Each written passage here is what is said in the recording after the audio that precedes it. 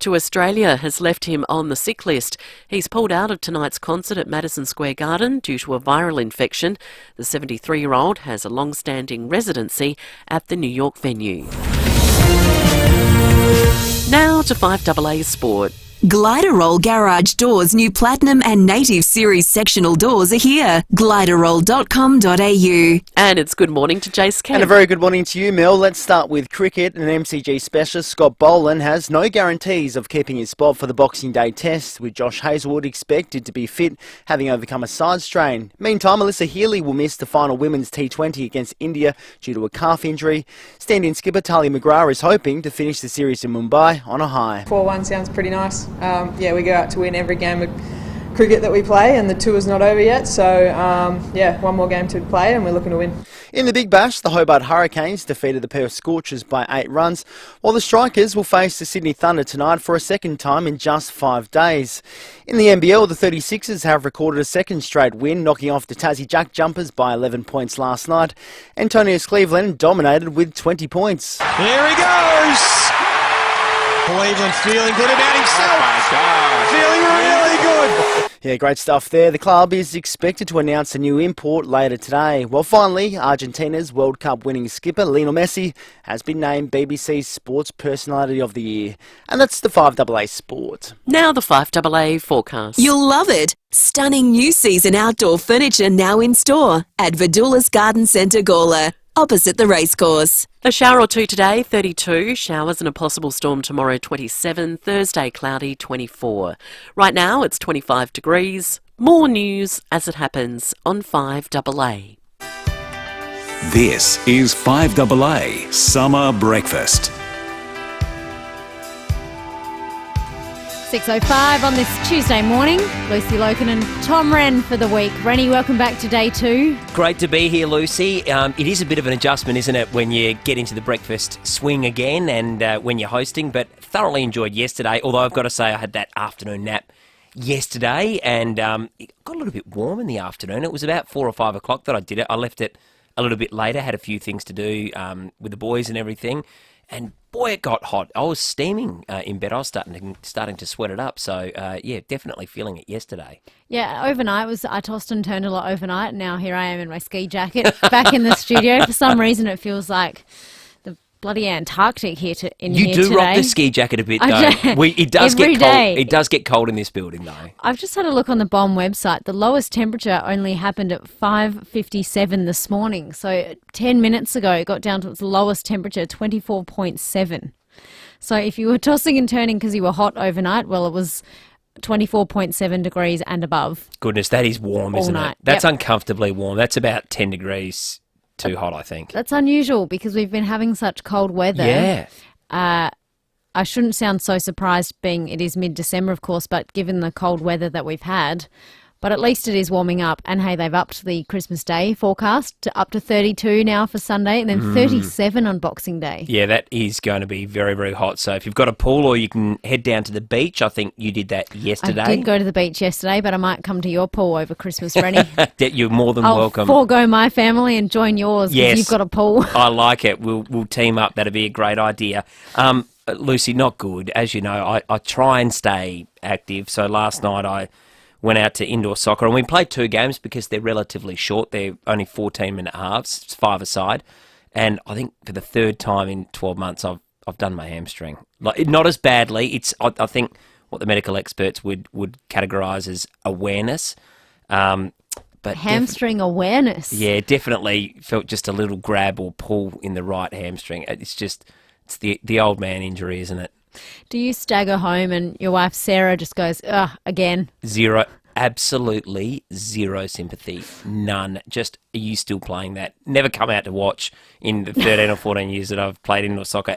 No interest and absolutely no sympathy either. You've been playing indoor soccer for 14 years. I reckon about that, yeah. That's incredible. Yeah, and look, only because loved the outdoor sport, loved outdoor soccer growing up, but just the commitment, the time, working in the jobs that we do, you just can't, afford to do that. So it's a little bit of a outpouring of frustration and the weekly exercise, but it might be time to... Father Time is catching up fast. I know you're very active, though, as well. You love your tennis. And Yeah, well, speaking of tennis, you are still younger than Venus Williams. Now she's coming back to the Australian Open at the age of 42, so I expect you to be playing indoor soccer for another few more years, Rennie. Well, maybe we could team up in the mixed doubles together. She's a big doubles advocate and has played great doubles tennis over the years, so maybe I could ask Venus if she wants a doubles partner. I'm not sure if she'll accept my offer, though. I don't think she would. You could start with just some health and wellness tips. Yes, that's a good idea. If you've got hamstring awareness,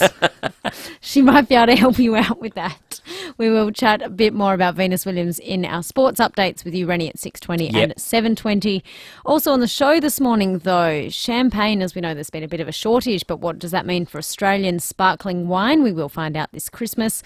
Medicine shortages. Samtas Seafoods are on the program today. If you're scurrying around wondering where to buy some seafood ahead of the big dance this weekend, you can head on down to Samtas.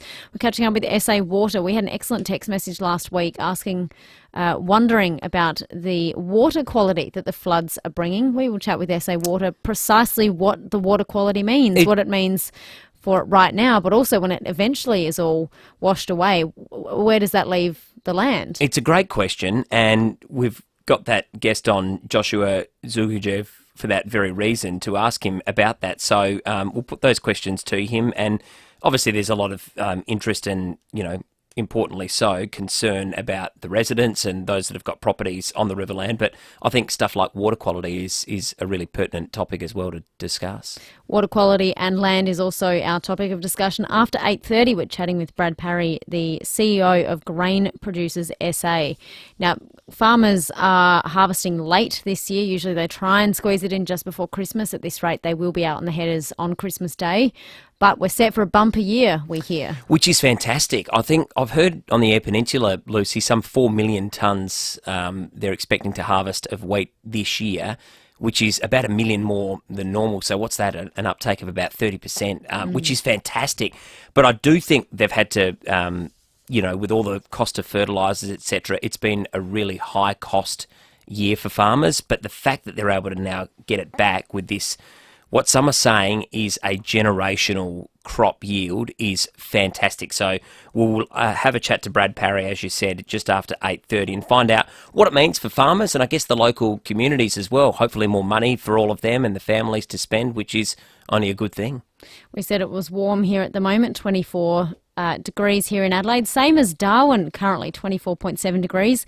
Thankfully, we are not in Canberra, currently 5.8 degrees in Canberra. Always cold there, isn't it? It is always chilly. My sister lived there. I went there a few times. I know David obviously lived there for a very long time. Not a bad place to visit. Don't think I could live there, though.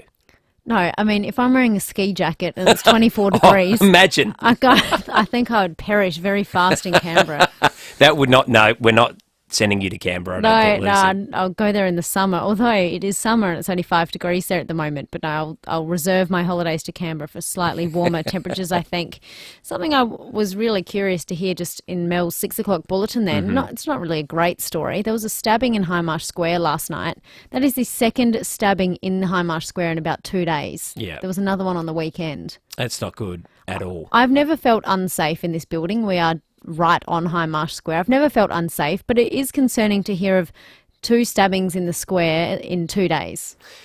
Not great. I remember there was an incident with Will McDonald, reader across at Channel 9. This would be a good couple of, maybe 12, 18 months ago, where someone was chasing him around Hindmarsh Square, just randomly on a day. So it is a concern. We'll be talking with the police, in about 25 minutes' time. But you're right, You do have to have your wits about you, but, particularly after the events of what we've seen in Melbourne, Burke Street, particularly, just, to have your smarts on, but you're in your own world, aren't you? You don't ever think about it. But incidents like this, sadly, make you realise you've just got to have your head screwed on just in case there is something that might be happening that's a little bit dangerous out there. That's it. Join in the conversation this morning, 8223 0000. We are giving away another round of tickets for the FIVEAA 500 next year, which does include tickets to Robbie Williams. And in exciting news, we also have Adelaide International tickets to give away. It's a festive week. We feel like giving out some prezzies, so we'll let you know how to win them later in the morning. You can text us as well, 0448 08 1395. Got one already here this morning. Morning, guys. I've had a savage thunderstorm here in Streaky Bay for the last 5 hours. Extreme thunder and lightning. Well, there you go. Cameraman that I work with now, Channel 7, Reg Bradshaw, he's from his wife is from Streaky Bay, and that's Karen McAvoy territory. But it's unusual that we're getting thunderstorms with the weather we've got. But we know that tomorrow there's a bit of a change, I think, on the way. Yeah, 27 I think we're still in for tomorrow. And yesterday they predicted... they've dropped it. It was 0 to 15 mils of rain tomorrow, now looking at 0 to 10 mils of rain with a possible storm. Still a top of 27 though for Wednesday, 32 the top today. And another text here as well, Lucy. Morning, sorry Tommy, another hamstring just proves that you are getting old. That's from Wally the Walnut. Wally, you are spot on. I know what I want to do out in the field. The brain's saying you can get to that ball, you just got to go that fast. You've always done it. Yep. The body's saying, no, son, you're done. Yeah, but Tommy, you're still the south side of 40, so... Yeah, that's it. Until you hit it, I reckon go for it. I've got 5 more months. Oh! 5 more months. 5 months to plan a party. Yeah, exactly. I need your help. Excellent. 0448 08 1395. Would love to hear from you this morning, or you can jump online, of course, on the Foodland Supermarkets Facebook and YouTube live streams. We'll be back with news headlines after this. G'day, it's Merv Hughes here. After years of snoring like a train, the missus sent me for a CPAP Direct sleep test. I'm sleeping quiet and waking up refreshed. Don't let snoring ruin your holiday. CPAP Direct is the home of travel CPAP machines, batteries and DC converters at the very best prices. Find your nearest store at cpap.com.au. Find your local store at cpap.com.au. You gotta love end of year at Southern Mitsubishi and Wayville Mitsubishi.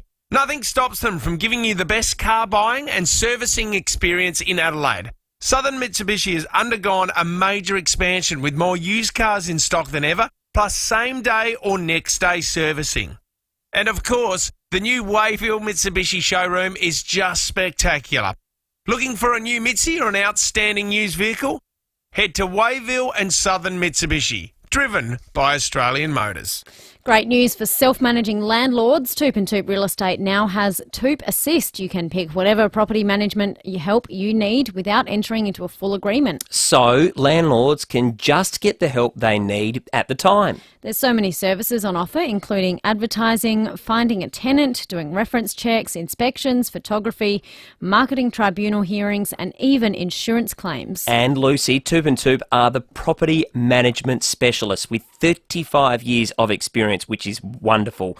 It's great that their knowledge and expertise can be tapped into as you need it. So if you need a hand managing your rental property or just want some expert advice, chat with Toop and Toop Property Management on 8362 8888 or visit assist.toop.com.au.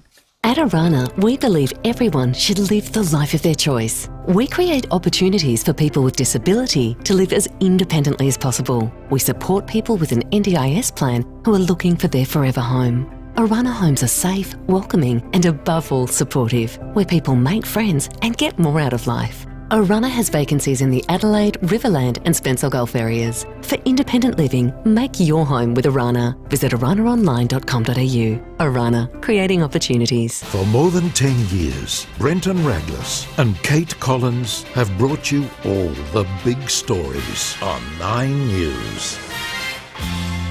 This is FIVEAA Summer Breakfast. 6:17 on this beautiful Adelaide morning, 24 degrees out there in the city. It was our coolest overnight at 5:57 this morning, so no wonder people were tossing and turning all night. Text here from Jason in Victor. Hi Tom, can you give a play-by-play of how the hamstring happened on the live stream? Slow motion if you can. Well, Jason, we have some time coming up later. We might get to that. Yeah, if Tom we'll play is it willing. That's right. Jump on our Foodland Supermarkets Facebook live stream. You can catch all the action all day, every day on The Brekkie Show. But let's get to some news headlines. Australia needs nearly 2,000 people to donate blood daily for the next 2 weeks to meet patient demand. Red Cross Lifeblood has launched its Blood Blitz to prevent a shortage through the holiday period. Some donor centres across the country will be open on Christmas, Boxing and New Year's days. In South Australia, we need another 125 donors a day over the next fortnight. It's something really good if you can do it. I've done it a couple of times before, and if you do have the time, it only takes 20 or 30 minutes, and it's one of those activities that makes you feel really good that you're contributing and doing something positive. And there's clearly a massive shortage, not just here in South Australia, but across the country. So if you have the opportunity, I couldn't recommend it more highly. 125 donors in SA every day for the next fortnight is what is needed. On the front page of the Advertiser this morning, you'll see the last sitting day for the state's politicians has been and gone. That was December the 1st. And now it's been marred by a drug scandal. Traces of cocaine were detected at Parliament House in the bathrooms of areas accessible for our public servants, politicians, advisors and staff. Cleaning wipes detected the drug in male bathrooms. This was an investigation done by the Advertiser, and they say that the MPs were stunned when they were contacted by the paper regarding the discovery. The Foreign Minister will mark 50 years of diplomatic relations with China with a visit to Beijing. It is the first time an Australian minister has made the trip in the past 3 years. Analysts believe the visit by Penny Wong could mark a further thawing of the relationship between our two countries after PM Anthony Albanese met with China's leader Xi Jinping. It does seem like relations have been improving of late. Clearly a long way to go. It's always a bit of a hotbed and tricky situation, but I think a positive relationship with China is a good thing. I know there's always going to be issues that we're perhaps not going to align with China, but definitely seems to be better than it has been in the last 12 months or so. Former US President Donald Trump could face criminal charges over the January 6 Capitol Hill riots. The attack left 5 people dead and caused millions of dollars in damage. The committee investigating the incident is likely to recommend legal action against Mr. Trump. Chairman Bernie Thompson says there needs to be accountability. Evidence we've gathered points to further action beyond the power of this committee or the Congress to help ensure accountability under law. Accountability that can only be found in the criminal justice system. It's still one of the more extraordinary, stories that I've ever seen. Just those pictures of people storming the Capitol. It just felt like a movie or a documentary or something not real, and I still can't get my head around it. It was one of the more extraordinary things I've ever seen. And he never leaves the headlines. Yeah, There's never. Not a day goes by where Donald Trump is not in some form of headlines somewhere in the world. He's the human headline, isn't he? I like that, the human headline. Queensland has had one of its best mango growing seasons in a long time, helping to explain why the popular fruit is selling for as low as $1.50. While it is great for consumers, it's not ideal for farmers who pocket less money for their hard work. Director of Red Rich Fruits, Matt Palisi, is encouraging us to get out and buy some mangoes. You can get a tray of mangoes normally between $5 for the smaller tray and then $15 to $20. So you're getting 7 kilos worth of fruit, or 16 or 18 pieces. So that's great value, and think of that as a Christmas gift. So if you're going to someone's house, a tray of mangoes instead of a box of chocolates. I will happily buy a box of mangoes. I was going to say I'm not a massive mango man, but you like mangoes? Well, Get this out. is good. This is good for you, cheaper mangoes. I know, I love mangoes. Oh, that's good. My 4-year-old will eat anything. He loves stuff like mangoes and oranges and fruit, whereas my 9-year-old and I, terrible. Don't eat much fruit. Summer fruits are excellent though. Nectarines, apricots, peaches, mangoes, tropical pineapple. I'm a pineapple man. I do like pineapple. Well, the list goes on. But mangoes are cheap this year. They have been expensive in previous years, and to buy a tray of them, sometimes we do that in our family, buy a tray of mangoes as a present, but this year, pleasing to see that they are cheaper. Yeah, that's good for consumers. Great result. Bit of Weather before we get to sport, top of 32 today. We are expecting between 0 and 4 mils, but only a medium chance of showers. Also a chance of a thunderstorm today. We shall see before the thunderstorms come in tomorrow. Top of 27 for Wednesday, 24 and cloudy on Thursday, 24 partly cloudy on Friday, before 25 on Christmas Eve, 32 on Christmas Day, and now they've upped Boxing Day to 37, so we are in for a warm Christmas weekend. Now, Rennie, let's check a sport update. All new 2022 Mitsubishi Outlander with a 10-year warranty, 10 years cap price servicing at Agostino Mitsubishi. Where should we start? Well, let's start with the basketball. The Adelaide 36ers were on last night. They were a bit shaky. They'd lost a few games in a row, but now back-to-back wins. They beat Brisbane, who are well down the table at the moment, but last night a much tougher assignment against the Tassie Jack Jumpers, and they got it done. Let's have a listen to how things finished up in that match last night between the 36ers and the Jack Jumpers. He stepped up when they needed someone the most. He had plenty of teammates in support. And Adelaide, they make their move. That's 2 on the trot. And they beat a tough Jack Jumpers by 11 points at home. And they get their home record to 500, and now their win-loss record for the season. Big win for Adelaide. Ties them up with the Jack Jumpers at 8-8, and I tell you, they earned it. The Jack Jumpers will always make you earn it. That was from ESPN there. A bit of White Stripes Seven Nation Army playing under that. Yeah, it was. Good work. Nice musical recognition. I had no idea, but I recognised the tune but wouldn't have known the name of it. Yeah, great result. They needed that. So, as you heard in the commentary there, they're now 500 at home, which means they're 50-50 in terms of their record. They have battled at home this season, but Antonius Cleveland has stepped up really well in the absence of, an import. They're going to announce another import today. I'll get to that shortly, but Cleveland, 20 points last night. He led the way. Drimmick had 16 points. He was very good as well. And Sunday Detch had 12 points. So they're just outside the finals race at the moment, so good to see that they're playing much better, the Sixers. They've been so up and down this season, but as I said, I think their import will be announced today. We're expecting it to be Ian Clark, who played with the Golden State Warriors in one of their championship seasons. One of his best friends is Steph Curry. He's in his mid-30s, solid basketballer, so that will hopefully help them. You need to have good imports to be a chance to win the championship. The Sixers haven't had that in probably the last decade or so, but this will help them. So big end to the second half of the season, but a good result there for the Sixers last night, winning at home, which was nice to see. The other thing, Lucy, that I want to talk about this morning is the tennis. Venus Williams, she is 42 years of age. You touched on that a little bit earlier. She's ranked 1,007th at the moment on the WTA Tour, but she's been somewhat controversially given a wild card to the Australian Open now. She's a 7-time Grand Slam winner. I love watching her play. A 2-time Australian Open finalist. That was a long time ago. I think back in 2003 was one of the last times, and 2017 she made it there as well. So she's got a rich history, has won the doubles tournament there several times. But it wasn't, the controversy is it wasn't an Australia/USA reciprocal wild card that was given. It was, basically one of the Australian players that could have had this wild card. So some are saying, should it have gone to, one of the Aussie girls just outside the top 100 instead of someone who is right in the tail end of her career? Look, I'm a bit betwixt and between. She's perhaps going on a bit of a farewell lap.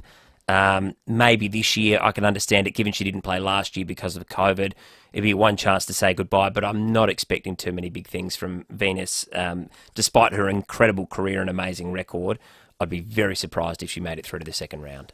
As we said earlier, out in the desk area, Tommy, we don't think she's going to win a set. And that's not because she's not a talented player, but I think she is playing females that will be half her age and well above the 1,000 point ranking. That's right. In terms of skill set and fitness, and I know she's had a few injuries over her life. Yes, she is a champion of the game, but at 42 and probably having a bit of a disturbed lead up to it because of COVID and being overseas, and of course even just travelling from California can be tricky. if you're an elite sportsman, you've got to allow for that kind of recovery time. I don't know how she'll go, but we reckon she's not going to win a set. I would love to be proven wrong on that. Me too, and I'd love to see her come out, and that would really get the fans, in that first week, a draw card like that. The Williams sisters have serious pull, and I think that's one of the reasons why Tennis Australia's made the decision. They're hoping for something like that as well.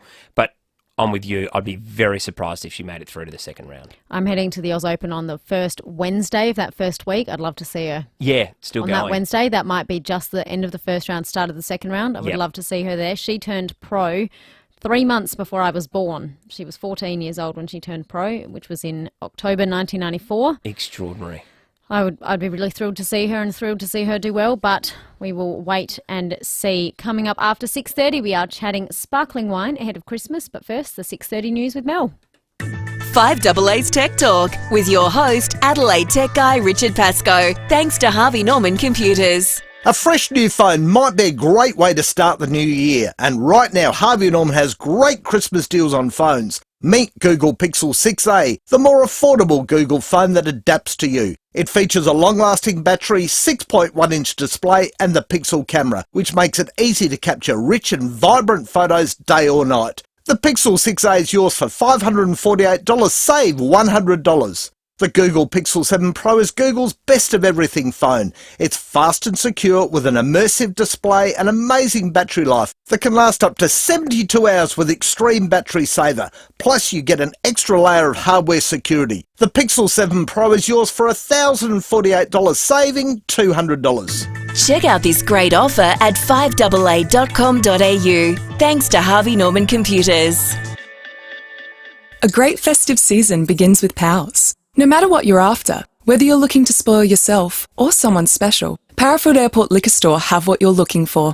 After all, it's literally a massive airport hangar filled with over 200 gins, 300 beers, 500 whiskies and 2,000 wines. With a little help from your pals, make this festive season easy on yourself.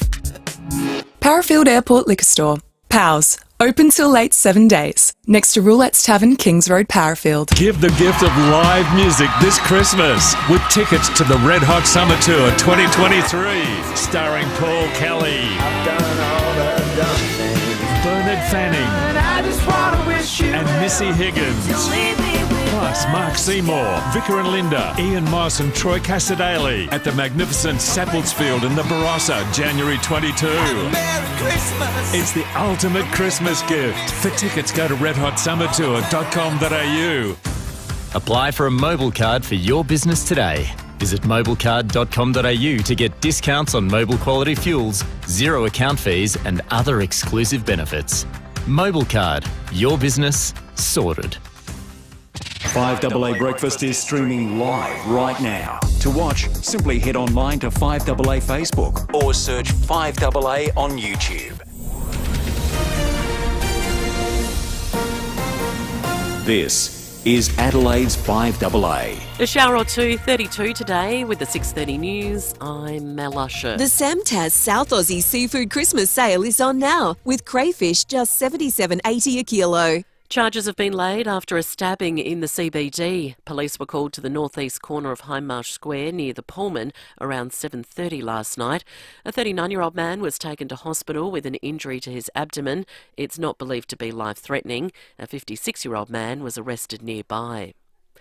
An SOS from the Blood Service. Additional donors are needed to prevent a shortage of blood products this festive season. That's another 125 South Australians rolling up their sleeves each day between now and the end of the year. For more details, call 13 14 95 or visit lifeblood.com.au. The US committee investigating the January 6 Capitol riot has approved criminal referrals against former President Donald Trump. It's referred Mr Trump to the Justice Department for obstructing an official proceeding, defrauding the US, making false statements and giving aid or comfort to an insurrection. Committee member Jamie Raskin says there is more than sufficient evidence to charge the former president and others. The committee has developed significant evidence that President Trump intended to disrupt the peaceful transition of power under our Constitution.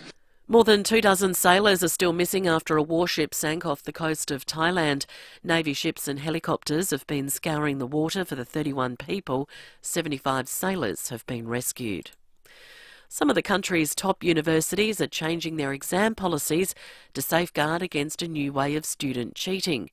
Donna Siramane has more. The group of 8 universities, including the University of Sydney, University of New South Wales and Macquarie Uni, are modifying their assessment policies to prevent cheating through the use of artificial intelligence chatbots. Bots like the publicly available ChatGPT allow users to generate essays by simply inputting a prompt like an essay question. The Australian reports policy changes will include more pen and paper exams and stronger monitoring of online tests. We're being reminded to take care of our heart as we indulge over the festive season. One person dies from heart disease every 12 minutes in Australia.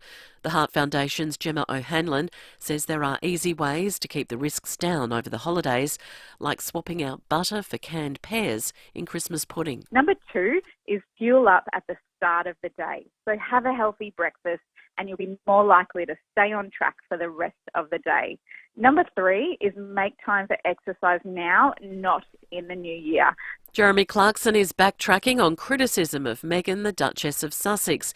UK correspondent Carrie-Anne Greenbank has more. Well, former Top Gear host Jeremy Clarkson has taken to Twitter to apologise for an article he wrote in The Sun about Harry and Meghan's new series. In the column, Jeremy Clarkson said he hates Meghan on a cellular level, along with other negative commentary about her. There were more than 6,000 complaints to the regulator about the column, Jeremy Clarkson's own daughter saying she's standing against everything he said. Now turning to 5AA Sport. Gliderall Garage Doors, adding strength, safety and style to South Australian homes for over 40 years. Gliderall.com.au. And it's over to Jace Kemp. Thank you, Mel. To cricket first, an Aussie fast bowler, Scott Boland, could be dropped for the Boxing Day test. Josh Hazlewood is expected to overcome a side strain to take the Victorian spot for the second test against South Africa. Former Aussie cricketer David Hussey has told Wide World of Sports Boland has to play. Boland has to play, start to play, and Paddy Cummins has to play, and unfortunately for Josh Hazlewood, he has to miss out and just rest up for the Sydney test, and hope he probably would be hoping that Scotland doesn't take too many wickets. Still on cricket, and Talia McGrath will captain the final T20 match for Australia's series in India. Alyssa Healy has been ruled out with a calf injury. Meantime, the Strikers will face the Sydney Thunder tonight, while Hobart defeated Perth by 8 runs in the Big Bash last night. To soccer, and Melbourne City keeper Tom Glover says Saturday's A-League pitch invasion was disappointing for the game. Glover suffered a cut to his head when a group stormed the field during the Melbourne derby. Glover says the incident has damaged the reputation of the sport. I think it's, the incident, but it's more for the Australian football itself. You know, the Socceroos are unbelievable and, you know, hopefully riding the wave of that, but yeah, small minority which kind of ruins it. Finally, Ballon d'Or winner Karim Benzema has announced his retirement from international football. He missed France's World Cup campaign due to injury. And that's the 5AA Sport. Now the 5AA forecast. You'll love it. Stunning new season outdoor furniture now in store at Vidula's Garden Centre, Gawler, opposite the racecourse. 32 today and a shower or two. Showers and a possible storm tomorrow, 27. Thursday, cloudy and 24. Right now, it's 24 degrees. More news as it happens on 5AA. This is 5AA Summer Breakfast. Summer indeed. Good morning to you, 6:36 on this Tuesday morning. It is the 20th of December. We've hit the twos. There is 5 days not long to go left until Christmas Day. Remember, you can text us all morning. Text us with your plans for Christmas if you want to share them. It's going to be a lovely 32 degrees, 0448 08 1395. Or give Sam and Jono a call out in the booths. We'd love to have a chat, 8223 0000. Don't forget, this half an hour as well, we are doing Hero of the Week. If there is someone you would like to nominate as your Hero of the Week, might be something to do with the festive season, might be totally unrelated, give us a call, 8223 0000. This man might be pretty close to my hero this week. We welcome to 5AA Breakfast Lee McLean. He's the Chief Executive of Australian Grape and Wine. Morning, Lee. Thanks very much for having me on the program. Good morning. Any opportunity I can to publicly talk about wine, Lee, I happily have you on the show any day of the week. But in exciting news, you're here to promote Australian sparkling wine. Of course, there has been rumours of champagne shortages, but it is good news for Australian sparkling wine. Well, absolutely it is. And look, there has been quite a bit of media about the champagne shortage, or the so-called champagne shortage in the media over the last week or so. I think there's going to be plenty of champagne on the shelves for people if that's their drop of choice. But we do know that champagne in France has had a couple of smaller vintages over the last couple of years due to weather events. But from our perspective, this provides an opportunity for Australians to go and explore what we have to offer here, whether it be a traditional style sparkling wine from the Adelaide Hills or a sparkling Shiraz from the Barossa. There's plenty of choice out there for people if they can't find their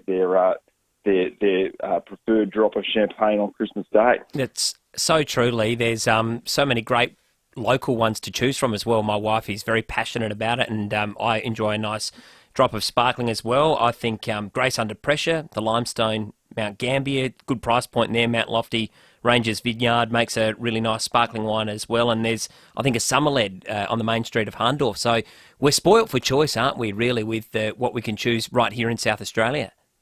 Absolutely, and that's one of the beauties about Australian wine, is that we have this diversity of climates and varieties and styles that you just don't find elsewhere in other producer nations. So there is so much choice out there. And while we've used Australian sparkling wine as sort of the trigger for this story, there is a really serious issue that we're trying to cover off on here, in that a lot of Australian wine producers at the moment are facing pretty tough times due to the import bans that China put on us, due to flooding, due to bushfires a couple of years ago. So we really do need to get behind our local producers, because they make such an enormous contribution to local economies, to jobs and all the rest of it in regional South Australia and right across the country. I know, Lee, a lot of us probably pick a sparkling white, given it is usually hot around Christmas, and white wine often is best drunk when it is hot weather, like Prosecco or even a sparkling sort of Pinot Noir, which I guess heralds from red grapes. But in my little press release here, you've picked a sparkling Shiraz as your favourite. I have indeed, and it is something I'll have on Christmas Day. I think sparkling Shiraz is uniquely Australian. You don't find sparkling Shiraz anywhere else around the world, really. It is something that we've come up with here in Australia, and it is just such a fantastic thing to have on Christmas Day. As I said in my press release, I think it's the best way to kick off Christmas lunch with a sparkling Shiraz. You won't get a better accompaniment to your bit of turkey or ham or whatever you've got on your plate. But I'll tell you what, if it's 32 degrees in Adelaide on Christmas Day, I think you can go with any of those chilled sparkling options and you'll be pretty happy. Yeah, no doubt about that. And it looks like it is going to be very warm on Christmas Day. It's already climbed a couple of degrees from what it was yesterday. Lee, I just wonder, with the forecast of shortages, overseas, particularly in France, could there be an upshot for some of our local wineries here, in that they might get some more demand for our product? I think certainly in Australia there could well be, and that's what we're trying to do. We know that over the last 10 years or so in Australia, there's been a pretty significant increase in imports, imported wine in Australia, and imported wine consumption, gone up to about 17 to 19% now. So there is real opportunity for us to claw some of that market share back here in Australia. And certainly for exporters as well, there are opportunities in a number of markets, particularly in Southeast Asia, the US and the UK. There are real opportunities there for South Australian exporters. And Lee, just to round out the chat, you are doing a social media hashtag campaign all about choosing Australian wine? We sure are. So if you're going to be enjoying an Australian wine over the summer holidays, we really urge you to take a photo of it, show that you're enjoying it, and use the hashtag Choose Australian Wine along with the picture. And all we want is for people to make sure that they're choosing Australian wine, having a great time, but also drinking in moderation and doing it in the right sort of way, because it's important that we not only have a fun time, but we stay safe over the summer holidays. Definitely, Lee. Thank you so much for your time this morning. Have a very Merry Christmas and enjoy that sparkling Shiraz. Same to you, I will. Thank you, we shall indeed. Lee McLean there, the Chief Executive of Australian Grape and Wine. And of course, if you are a non-drinker, there are exceptional varieties now of non-alcoholic sparkling wine. I think Australia's really progressed in that space, not only with non-alcoholic wines, but you can buy non-alcoholic gin from Woolworths, non-alcoholic beers, of course, very popular at the moment. But the non-alcoholic wines that are being developed by our local wineries, there's been a real uptake this year, and I think that's great. excellent point. I mean, we all know the side effects of drinking alcohol, and it can be a thoroughly enjoyable experience. But for those who just enjoy the taste but don't want the after effects or, have some issues with it, then to have those options can only be a good thing. I've already got a bottle of sparkling Pinot Noir from Bird in Hand in the fridge ready to go. I don't drink a lot of sparkling, but when it is hot, I don't mind. I'm not very good at popping the cork, though. Some people have talents, and popping champagne cork's certainly not one of mine. Yeah, I don't mind doing it. There's always something quite cathartic with popping that champagne cork, but it can get stuck, can't it? I struggle with the old wine cork a little bit. Yes, I've left a few corks in there before. Yeah, that's even harder. I will agree with that. Raymond in Salisbury's called in with a traffic update. Morning, Raymond. Good morning, Lucy. Good morning, Rennie. How you both going? Good, thank you, Raymond. Thanks, Raymond. What are you seeing out there? Hey, so I'm just on my way to work, and in front of the Holden Hill Police Station on Darley Road, I think this is Darley Road, yes. Yep. They've closed off 2 lanes for some reason. I can't see why. So just, if you're heading that way, at the moment the traffic's flowing pretty well at the moment, but you might want to keep an eye on that one for later in the morning to see what's going on and what time they expect the road to open, because obviously as the traffic builds, that's going to be an issue for people heading east from anywhere on North East Road onto Darley Road. So yeah. Right, so heading east, 2 lanes closed there. Yeah, police car there and cones. I can't see an accident or anything like that. There's no, I thought maybe a truck had lost its load or something. Can't see that there either. But yeah, there's a police car there, lights flashing, cones off, and it's 1 lane only for eastbound traffic. The other lane is fine. No worries. Well, thank you so much, Raymond. Enjoy the rest of your drive to work. Remember, you can always call us with a traffic note, 8223 0000. That is a very busy intersection, and, we're, 6:44 at the moment, so not too bad right now, but that could be a real logjam a little bit later on, albeit I know we've got school holidays, so we don't have the school drop-offs happening, but thanks so much for that, Raymond. That could get very busy if that's not fixed up in the next hour or two. Matt in Lightview has given us a call. Morning, Matt. Yeah, good morning. I'm actually from Gawler East. There's a loose kangaroo floating around in between East Terrace and Duffield Street in Gawler East. Right. So just beware, cut across right in front of me near the playground. So, just be cautious out there, guys. Kangaroos on the road. Is that usual for this time of day in Gawler? I know the sun comes up a bit earlier now, but... Yeah, it's pretty suburbia through there, so he's obviously trekked from a fair way away, I would say. No worries at all. Thank you very much for the call, Matt. There we go. Kangaroo, if you are in Gawler East, there, keep your wits about you. Yeah, no doubt. I've seen a kangaroo on the road before, but it's very unusual when you do. So there must have one on Glenburn Road once, just bounding down. Really? That was a while ago. But there was some crazy footage. Was it early on in the pandemic? I mean, that's my only time frame of reference at the moment. There was a kangaroo hopping down Victoria Square in the CBD. There was no traffic because everyone was working from home, and I think it was early morning, but there was a kangaroo in the CBD only a few years ago. If anyone remembers that, could you please text me in a link or a photo of that footage or something? I don't think I'm going crazy with it, but I'm pretty sure there was a kangaroo in the CBD only a year or two ago. Anyway, we will check traffic a bit more widely this morning now for the first time. Join ABA Plumbing's Christmas fundraiser with Santa, Bouncy Castle and Family Fun this Friday 10 till 4 in Stepney. Thanks, Lucy, and good morning. At Holden Hill, got a smashed North East Road near St Olds Road. Urbray changed traffic conditions due to intersection upgrade works. That's Fullerton Road to Crossroads, speeds at 40. At Gawler, traffic lights flying up this morning, Murray Street near Lindock Road, and we're slow going for works around Myrtle Bank, Cross Road near Urbray Avenue. Cameras today, Ballou Street, Engle Farm and Main Road at Wollonga. Trades and builders, power your business with Bunnings Trade Power Pass. Get the free app to self-transact in-store and get in and out faster. Search Bunnings Trade Power Pass, T's and C's apply. Adelaide's most accurate traffic on 5AA.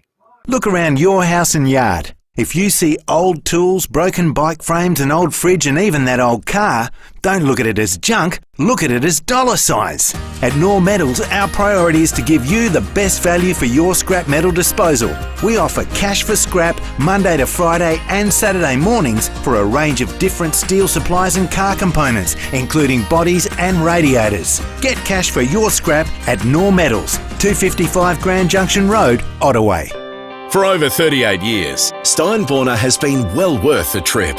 With over 400 used cars to choose from, you're sure to find the car you're looking for. You won't find a better range of cars covering the entire region from Gawler to the Barossa Valley and Clare. And don't forget, you can always click through the collection of vehicles online at steinborner.com.au. Great local deals on great local cars from your locals. Steinborner Automotive. Still well worth the trip or well worth the click.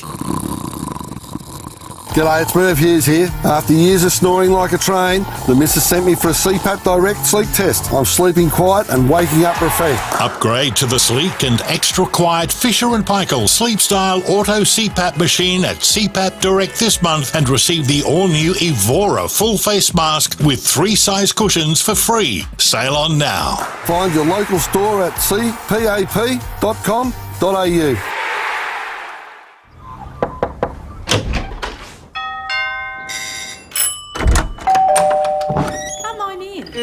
We open our doors to people we trust and care about. And for over 85 years, South Australians have been opening their doors to Rest Haven. In turn, we've been opening doors to an easier, better life at home. From personal care to help with the shopping and social outings, you'll welcome the care that Rest Haven brings. For more than 10 years, Brenton Raglas and Kate Collins have brought you all the big stories on 9 News. This is FIVEAA Summer Breakfast. 6:48. Tuesday morning, 5 days out from Christmas. The all-important Christmas forecast has been released. We welcome John Fisher to the show, Senior Forecaster at the Bureau of Meteorology. Morning, John. Good morning. We're in for another warm day today. What are we in for? Yeah, look, you're certainly right. It has been quite a warm night as well, so just dropping down to 24 degrees is the low here in Adelaide around about 20 minutes ago. So, very warm night, probably the warmest since last summer, actually, looking at the stats. So, but up to 32 degrees as a maximum today. So, probably a touch cooler than yesterday, but still pretty warm for this time of year. And, across the suburbs, looking at 33 for Elizabeth and touch cooler along the coast, 31 for Glenelg and Noarlunga. So, look, mostly dry day today, but there is just the chance of a shower or thunderstorm developing, probably more likely to the north of the city, but there is the chance of that coming down, so maybe just keep the brolly handy in case, but as we move through the next couple of days, we're going to see that trough, which is triggering some shower and thunderstorm activity across parts of the state, move through on Wednesday. So kind of a milder and a bit muggy tomorrow, and probably more likely to see some of that shower and storm activity, particularly even through the morning, actually, as that trough moves across. 27 degrees for Wednesday, and then becoming milder for Thursday and Friday with southwesterly winds developing.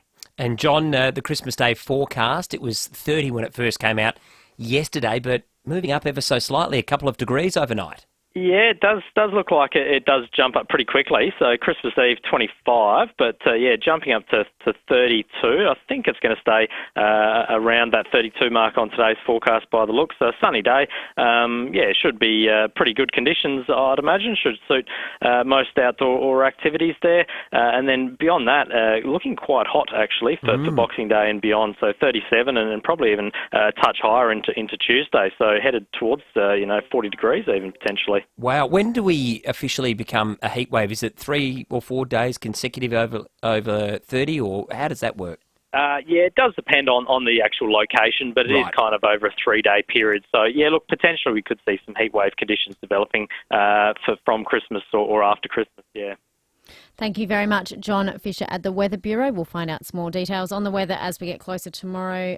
Closer to Christmas, we'll hear from the Bureau again tomorrow. Let's head across to Police HQ now. Kylie Simpson's on duty. Morning, Kylie. Good morning. The serious crash at Holden Hill this morning.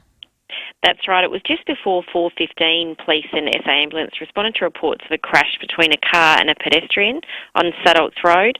The driver of the car didn't stop at the scene, and the pedestrian was taken to the Royal Adelaide Hospital, where he remains in a critical condition. So major crash officers are attending. It's actually just outside the Holden Hill Police Station on Sudolts Road. So 2 of the 3 lanes are closed for traffic heading toward the Paradise interchange. So we do ask them to avoid the area if they can. Anyone with any information is asked to contact Crime Stoppers on 1800 333 000. Yeah, we just had Raymond on a few minutes ago, so that would explain why we've got those lane closures at the moment. Kylie, an update on the stabbing you've got from Hindmarsh Square. That's right. This was just after 7:30 last night. Police were called to Hindmarsh Square after reports that a man had been stabbed. They found the victim, a 39-year-old Adelaide man, with an injury to his abdomen. He was taken to the Royal Adelaide Hospital. Thankfully, his injuries are not believed to be life-threatening. The suspect, a 56-year-old Adelaide man, was located nearby and he was arrested. He's been charged with an aggravated assault and cause harm. So crime scene investigators attended to examine the scene. We ask anyone with any information to contact Crime Stoppers on 1800 333 000. And we don't believe that it is related to the one that occurred, I think it was on Sunday as well. So, yeah, something completely different. No worries at all. Kylie, and final one for the day. More traffic offences, this time down at Maslin's Beach early this morning.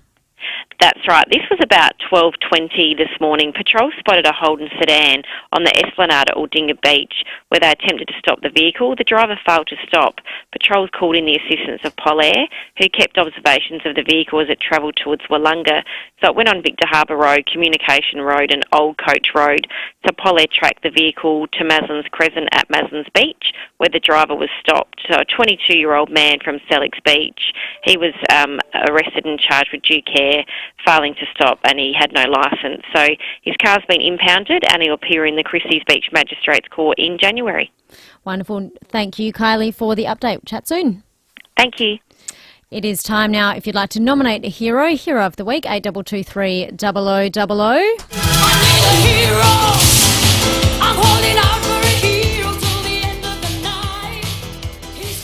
Tom Rand, have you got a hero? Oh, I'm going to start. Okay, yeah, I think it's pretty obvious. Lionel Messi, I think, has probably settled the debate once and for all about whether or not he's the greatest of his generation. Is he the greatest of all time? If he's not, he's very, very close. He's in the same breath as Maradona, Pelé, Lionel Messi and Cristiano Ronaldo, maybe just a slight half a rung down below those. But given now he's led his side, Argentina, to a World Cup, Lionel Messi, what he's done in front of 1.5, 2 billion people that were watching that World Cup final at 35 years of age, unbelievable. Incredible career, and it's capped off by a magnificent triumph in Qatar. Lionel Messi, excellent one. Producer Sam, good morning to you. Morning, Luce. Morning, Rennie. And now I'm going to give this a bit of backstory. My hero of the week, his name is Jacob Collier. Now, Jacob Collier is a 28-year-old singer-songwriter from England. He got big through the internet a few years ago. He's currently in Australia touring his act that he does. Now, he has this thing where he turns, part of the concert is he turns the audience into an entire choir. He splits them up and he points and directs them. This was him in Brisbane last week.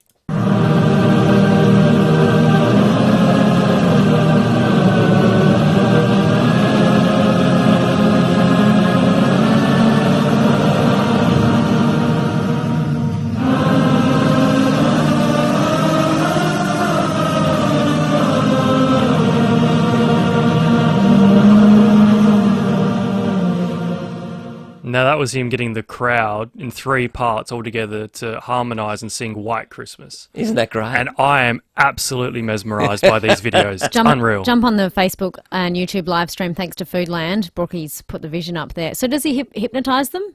Is that what you said before? Oh, no, he just splits them up. So this side, when I run over to the crowd, you're going to do this and follow my movements. And in the middle, I'll show you afterwards. It's really cool. And he just directs them like a conductor of an orchestra, but instead of using instruments, he's using the crowd, and it sounds hauntingly beautiful. Yeah, it did sound good, didn't Unreal.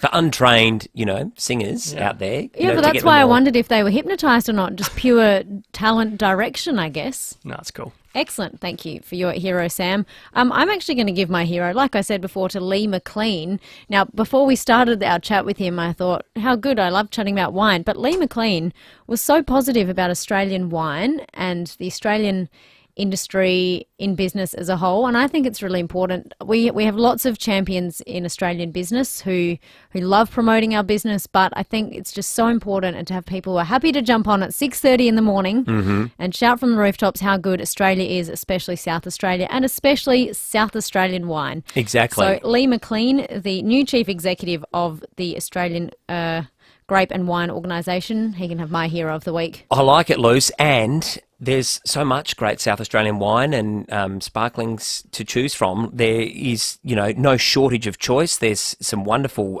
places, Harndorf, the Barossa, Adelaide Hills, you name it. There's so many brilliant places where you can go and find a sparkling or a beautiful wine. So we are spoilt for choice this Christmas. Couple of texts before we head to the 7 o'clock news. Someone says, Tom, head off to Bikram yoga, which is hot yoga. It will strengthen up the hamstring and you'll feel like a teenager again. Yep, that's good. Mike says, will Venus pull a hammy in the first round? Have a great Christmas. Well, she's 3 years older than me, so there's every chance. But she's just a little bit fitter and a little bit more talented, so probably not. Only just. Kaz in Brompton says, morning team and Sneetings Greasons, twist the bottle, hold the cork.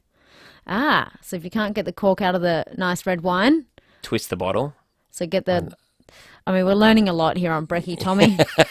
Always learning. That's a good thing. We like to outsource our problems and radio solutions, so we always welcome it on the text line and give us a ring, 8223 0000. Coming up after the 7 o'clock news, we are talking about medicine shortages.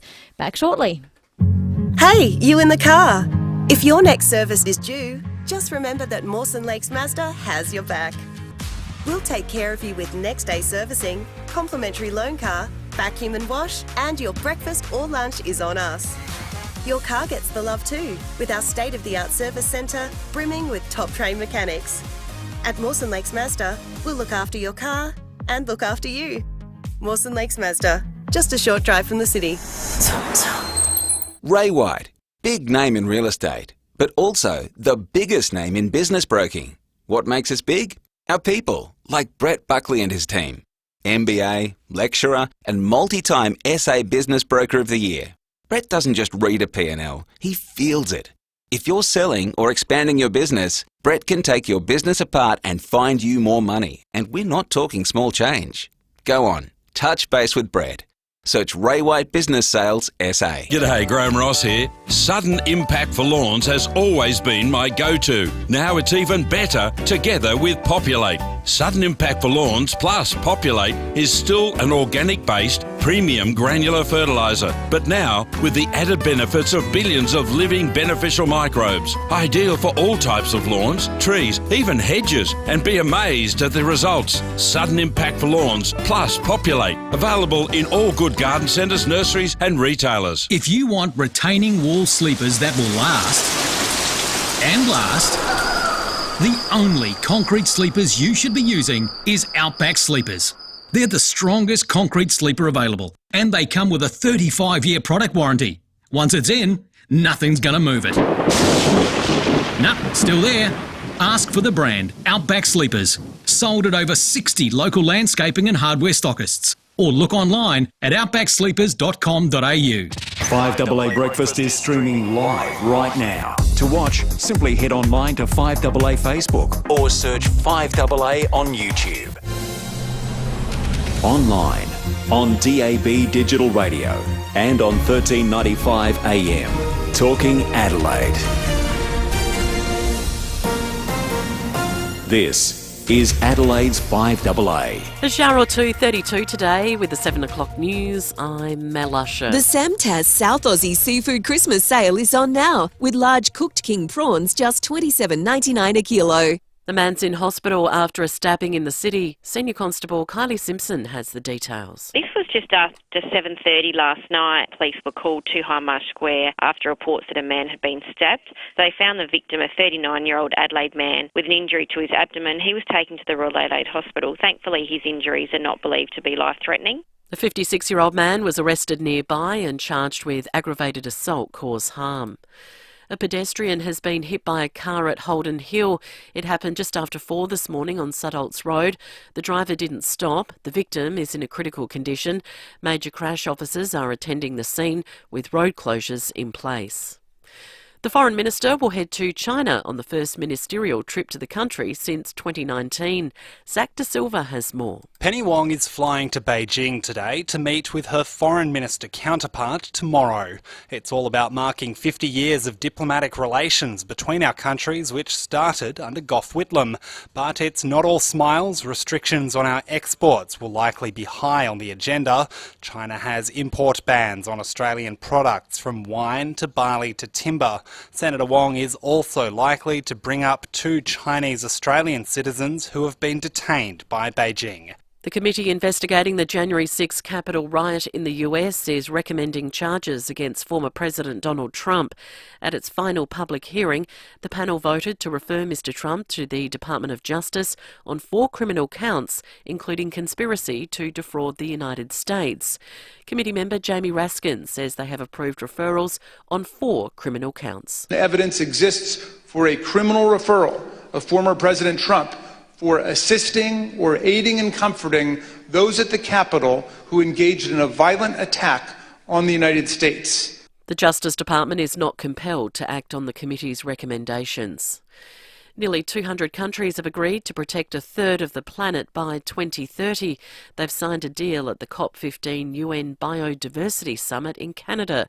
The ANU's Professor Jamie Pittock says the new target is a 50% improvement on previous agreements. The past target was only 15% of the Earth's land and seas and waters. What it should mean is that each of our national governments need to revisit their plans for conserving flora and fauna and habitats and increase the areas that they protect.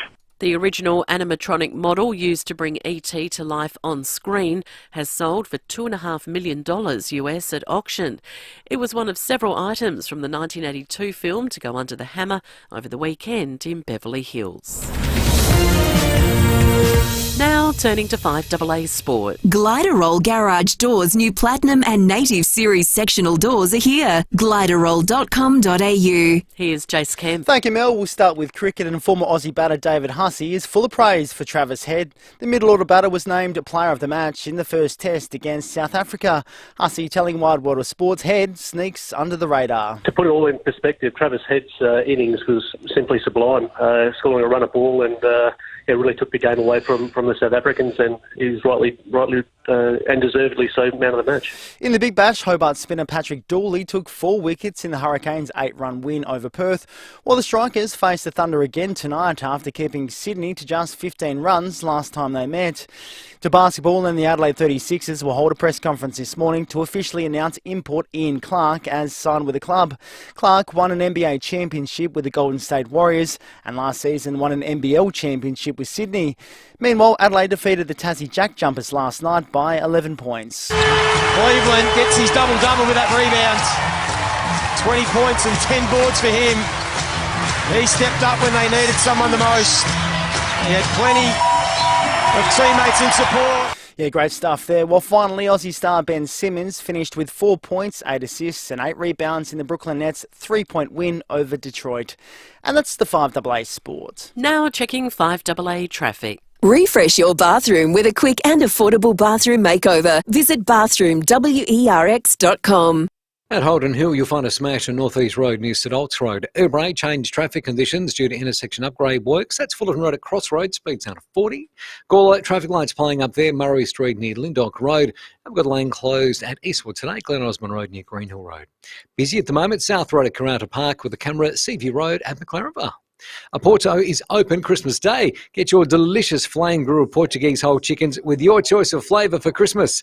Contact your nearest Porto today to place your order. Adelaide's most accurate traffic on 5AA. Now the 5AA forecast. You'll love it. Stunning new season outdoor furniture now in store at Vidula's Garden Centre, Gawler, opposite the racecourse. A shower or two, 32 for your Tuesday. Showers and a possible storm tomorrow, 27. Thursday, cloudy and 24. Friday, also 24. Right now, it's 25 degrees. More news as it happens on 5AA. This is 5AA Summer Breakfast. 7:06. Good morning to you, Lucy Lokan and Tom Rehn in the chairs this week for 5AA Summer Brekkie. Just had an update here for the coolest temperature overnight. The low overnight, 24.1 degrees at 6:28 this morning. While we're on air. So it was 5:57 originally, but the coldest point overnight was 24.1 degrees at 6:28 this morning in the city. Currently 24.6 degrees in the city, warming up to 32 today. And for those that are just tuning in after 7 o'clock this morning, we have had an update, and we've just heard it with the weather for Christmas Day, a little bit warmer, 32 degrees now. It was 30 yesterday, Lou, so it's slowly climbing, but it should hover around that early 30 mark for Christmas Day. Tell you what, lots of people head down to Robe this time of year. Robe, currently 15 degrees. 10 degrees cooler. 15, that's about right, I reckon, for an overnight temperature. Nice and comfortable, not too cold, not too hot. Perfect. That's right. We'd love to hear your Christmas destinations. We will chat more about that later in the program. Coming up shortly, we are chatting medicine shortages. And after the break, we'll also chat about Samtas seafood offerings this Christmas. If you need to get some last-minute prawns or crayfish, we will hear from Samtas about their latest Christmas deals. But let's get to some news of the morning. We know that shopping centres all this week extending Christmas hours. Now, there are several Westfields here in Adelaide. I am never brave enough to venture to any of them, I think because they're not in any of my immediate locations. So if I feel I venture to a Westfield, either Tea Tree Plaza, Westlakes or Marion, I instantly get an anxiety attack about, first of all, the car park, where it is, how to get in and out of it, then actually how to get in and out of the shops. Of course, here is Craig Tapping from the Westfield Shopping Group talking about the extended hours. This week is absolutely one of the busiest weeks of the year. Hundreds of thousands of customers are expected to come into our centres across the country. We'll really see that ramp up over Thursday and Friday as people fit in their last-minute Christmas shopping. So just for South Australian Westfields, Tuesday and Wednesday, Westfields at Marion, TTP and Westlakes will trade from 9am till 9pm. That's today and tomorrow. Then on Thursday, Westfield, Tea Tree Plaza and Westlakes will trade from 9am till midnight. So will Marion. Then on Friday the 23rd, all three Westfields will be 9am till midnight. Then if you are a last-minute shopper, Christmas Eve, you can get into Westfield at 7am.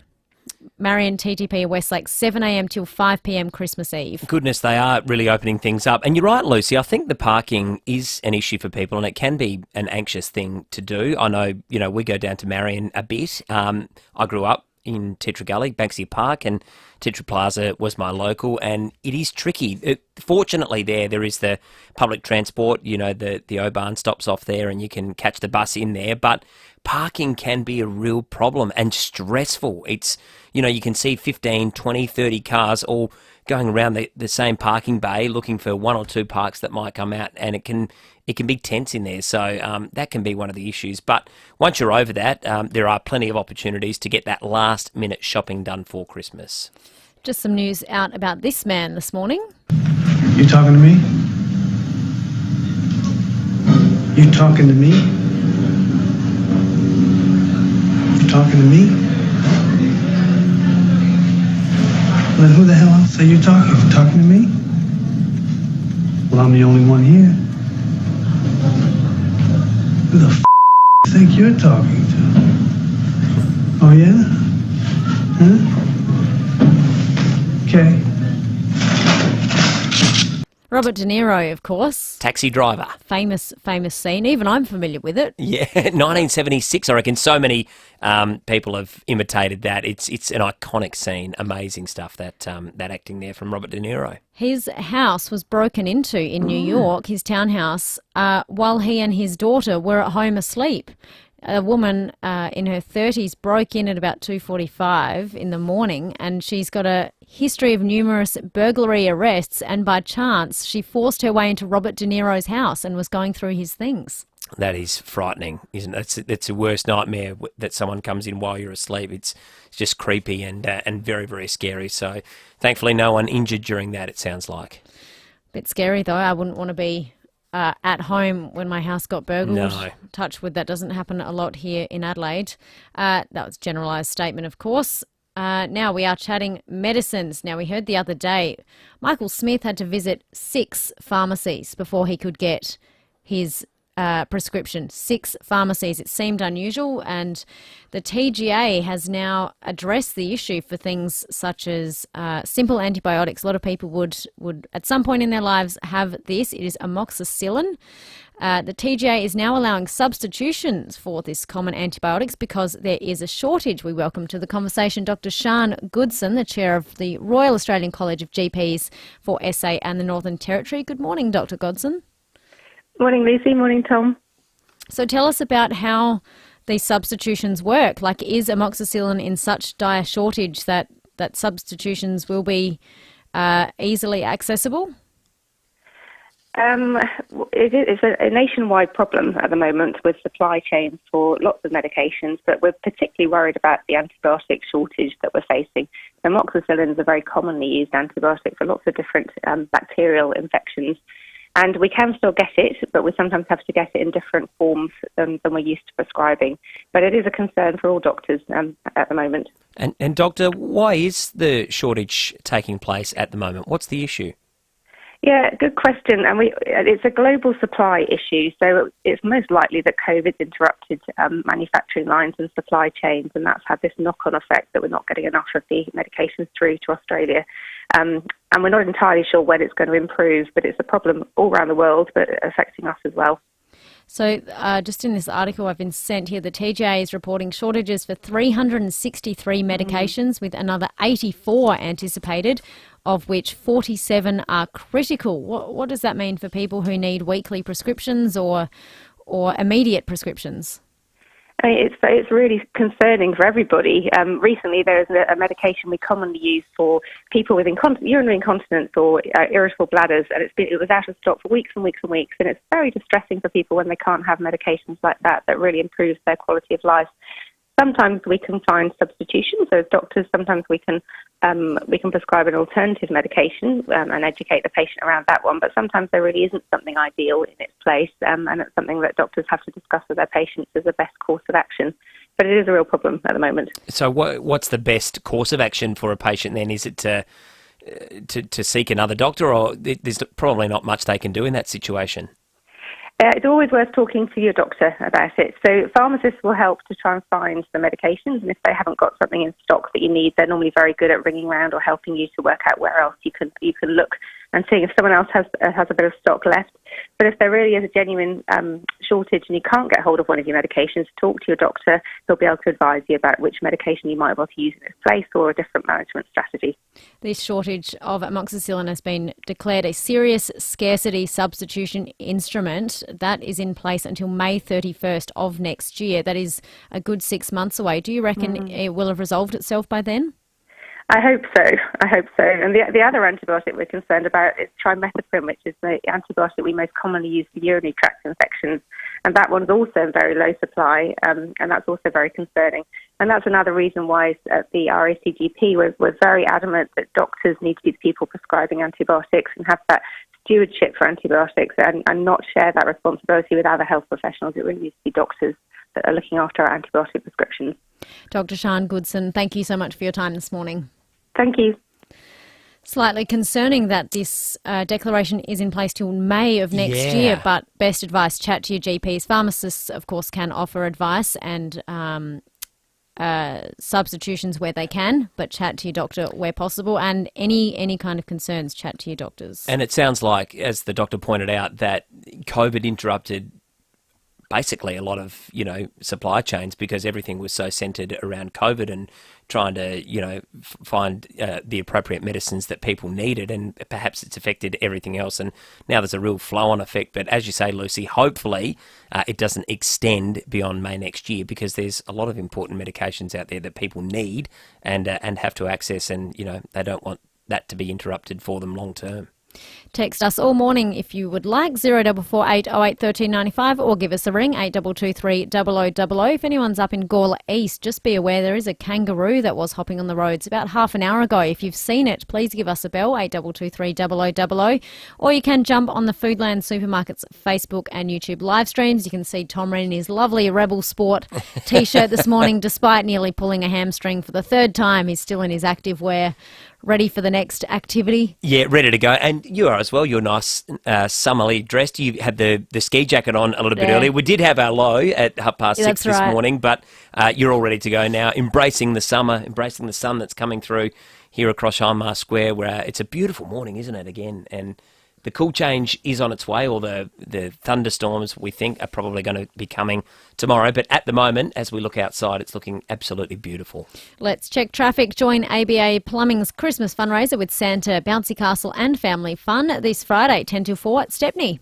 Thanks, Lucy. At Holden Hill, got a smash on North East Road near St Olts Road. Urbray, changed traffic conditions there. That's due to the widening of Fullerton Road at Crossroads. Speeds at 40 there. Got a lane out of action at Eastwood, Glen Osmond Road near Greenhill Road, and getting busy South Road at Mile End. Cameras this morning, Main South Road, Aldinga, and North East Road at St Agnes. There's no Christmas quite like yours, and Westfield is giving you more time to shop when it suits you. Jump online to check out your local Westfield Centre's opening hours and make the most of your visit. Adelaide's most accurate traffic on 5AA. Hi SA, it's Harry Conway from the Adelaide Strikers here. We can't wait to get back onto Adelaide Oval on Tuesday, December 20 for our match against the Sydney Thunder. Get your tickets to see the best bowler in T20, Rashid Khan, and one of the game's biggest hitters, Chris Lynn, in his first season for the Strikers. A night at Adelaide Oval watching the Strikers is the perfect pre-Christmas catch-up. Get your tickets today at adelaidestrikers.com.au and I'll see you there. Whether a hobby or a full-blown dairy and livestock farm, they all have one thing in common: the need for good quality steel to keep livestock safe and secure. At Norm Metals, we have just that. From rural fencing and gates to droppers, loading ramps and more, you'll find what you need for your farm. And if we don't, we'll source it for you quickly and at the best price. No matter what kind of farm you have, we'll help you out. At Norm Metals, 255 Grand Junction Road, Ottawa. Discover the untold story of an icon. What's your name again? Whitney Elizabeth Houston. I Want to Dance with Somebody in cinemas Boxing Day. It's damaging the brand. Since when did a little girl become the brand? From the writer of Bohemian Rhapsody. I might have just heard the greatest voice of her generation. Don't miss I Want to Dance with Somebody in cinemas Boxing Day. What's on your bucket list? Skydiving? Swimming with dolphins? Hot air ballooning? Before you plan a bucket list, plan your will with Donlan Lawyers. A will, power of attorney and advanced care directive speak for you when you can't.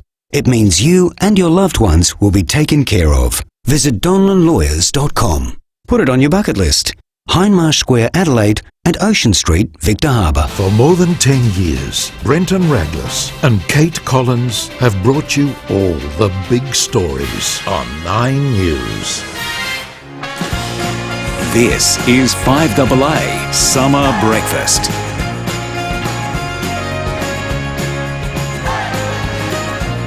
$7.19 on this Tuesday morning, 20th of December. Christmas is a mere 5 days away. Everyone is prepping, shopping, last-minute shopping like you and I, Rennie. I need to head to the mall directly after the show this morning to do some last-minute things. The time has come. The time has come. I figured if I'm going to bite the bullet and do it just before Christmas, it might as well be today. We welcome Mark Adonis of Samtas Seafoods to the Breaky Show. Good morning to you, Mark. Hey, good day, Lucy. Good day, Tom. How are we? Yeah, it's beautiful. Thank you, Mark. Yeah, we're going very well. Great. Great. Tell us, it's a great time of year, and we've just heard the forecast for Christmas Day is going to be quite warm. We had some rallies over on the weekend because they're doing other things on Christmas Day with the other side of the family, and we had 2.5 kilos of the beautiful Samtas seafood prawns on last weekend. We've got another 4 or 5 this weekend because we've got a big show at our place. But tell us, what's popular this time of year? The prawns, they are walking out the door. They're just absolutely magnificent this time of year. You know, we're in South Australia. You know, this is the state of the king prawn. We've got Spencer Gulf with 39 boats. They are professional outfits. You know, they're the best. They head out, they catch, they cook, they grade, they freeze on board. We've got the best prawns here. We don't need to worry about anything from anywhere else in South Australia. So yes, you're right. South Australian king prawns, and you know this year's prices are good. You know, look, you know, you've been in the store. They're $27 odd a kilo, or $80 for a 3 kilo bag. They are walking out the door. People have been buying early, and I was talking to my neighbour last night when I got home. He said, "Oh, Mark, you know, grabbed some prawns at the shop the other day. They were fantastic. You know, we're doing my family the other night, just like you and my wife's family. We did, you know, the prawns we had on the table. They were magnificent. I'm coming back to get some more." I said, "Well, you're doing what everyone else is doing. It's summer. The weather's good. You just said 32 degrees, I think, Christmas Day. Yeah. How can you not just throw some king prawns on the table when the value is there?" So yes, prawns are walking out the door, but so are a lot of other things. I saw this morning in the factory a heap of yabbies have come in from. Now they're coming from just in, I'd say Broken Hill, or just further out. But there's a couple of 100 kilo fresh cooked yabbies, big yabbies that have rolled in this morning. So they look pretty good. Just on the yabbies, we were chatting about yabbies last week on air, and I would really love to hear from a seafood expert such as yourself. What's the best way to cook a yabby? Well, our yabbies are all cooked. Ah, well, there you go. So, what do you serve them with then? Is there a particular sauce? Well, no. Look, a yabby, it's a freshwater creature, so it's not going to have the same, taste as, But just quickly to touch on the prawns, our prawns are ocean caught in South Australia. There's no farm prawn; they're all ocean caught. So you've got the prawn in the ocean. They're going to have that salty flavour to them, as opposed to a yabby. A yabby is much cleaner and blander. My son had some yabbies. We were here working on the weekend, and the boys are on school holidays. I said, "These are yabbies." "Oh," I said, "Try a yabby, eat a yabby." He said, "They've got no flavour." I said, "No, they haven't got any flavour." So you put a little bit of salt with them, or a little bit of a cocktail sauce or something. The best way to eat a yabby is as it is and enjoy it. I'm sure people have their own, their own favourite vinegar or bread and butter or however. But they're just a beautiful piece of meat without a lot of flavour. Whereas a prawn is a beautiful piece of meat with a lot of flavour. Everyone's got their own favourites. I noticed that there's some big octopus from Port Macdonald being tenderised in the tenderising rumbling machine that we have here at Samtas. So with 32 degrees, there'll be some barbecuing. Octopus is great. You need to get your octopus and marinate it overnight before you cook it on the barbecue. And with your marinade, people use olive oil, they use black pepper, they use oregano, but always add a little bit of chopped chili into your marinade, because that will tenderise the octopus further. So, great advice. No problem. Octopus is there. People are buying whole green king prawns. People are buying green prawn meat, like we've spoken about in the past. There's kilo bags of the Gulf of Carpentaria banana prawn, because that's where the big quantity of prawn comes from to peel, so that we've got the green prawn, the raw prawn meat. There's bags of raw prawn meat. They're $44 a kilogram. They're Australian prawn meat. How can you go wrong with that? Over the festive period, doing a prawn dish, a spaghetti prawn dish, or garlic prawns. People aren't just buying prawns for Christmas Day. The boats, our Spencer Gulf boats won't go fishing now till March. So from now till March, as prawns get sold, prawns will become scarcer and prices will creep up. So if you're buying prawns for Christmas, you're buying prawns for New Year's, you're buying prawns for Australia Day, just come and get them. Take them home, put them in your freezer while the prices are so good. And so Mark, why wouldn't you? I've seen if people want to race in these last few days before Christmas, you guys are open from 7:30 till 6, except on Christmas Eve, you're opening at 5 a.m. on Saturday. Yes, we'll open at 5. Traditionally we do, and there'll be a line up here from 12 o'clock, 1 a.m., and we'll cut through the crowd as quickly as we can, and we'll close at 4 o'clock on Christmas Eve and attempt to sell out between 3 and 4 p.m. But we'll always have something, obviously. Just on South Australian product, don't forget crayfish. And oysters, and oysters And too. oysters. Because we had some stock issues last year, Mark, didn't we? But they're back on now, so it's exciting with the crayfish and oysters. Three lads on the oyster bench here have been opening oysters non-stop since early last week. Beautiful. Because there's the supply that goes out to the retail store. We had some big volumes go out to the mining camps for their Christmas functions for the guys that are working remotely, and the hotels and restaurants, of course, taking oysters every day. So oysters aren't a problem. We had a big load of crayfish, live crayfish, arrive here yesterday morning. They were sourced. They were caught, I'm told, from around Kangaroo Island. Our boats come into the bottom of York Peninsula to offload. We've been doing this for 3 generations. We've been buying crays and sourcing it from the Rowe family down at the bottom of York Peninsula. They're in their 3rd generation. 2nd generation running, 4 boats down there, and one of their young sons is also learning to skipper a boat. So the seafood industry is full of families that have been doing the same sort of job for many, many years.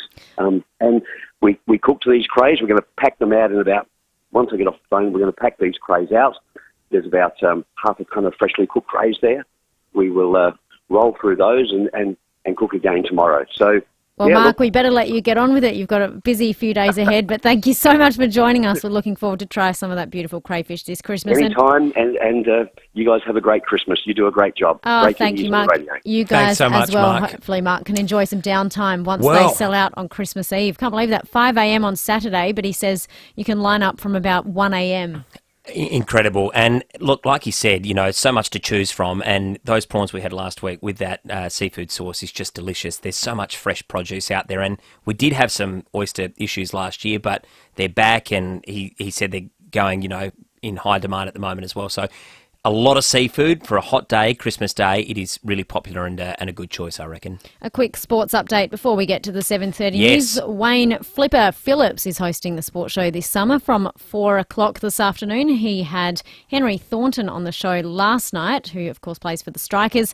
Henry Thornton spoke about the fact they're playing the Sydney Thunder back-to-back again tonight. It was pretty incredible. So, I know it's been a couple of days now, but it still doesn't feel real. I thought, the first game went really well, and obviously we had a great win against the Sixers at AO, and then that was something else against the Thunder. I think I have to retire. I honestly, I don't think it's getting better than that. So, amazing game.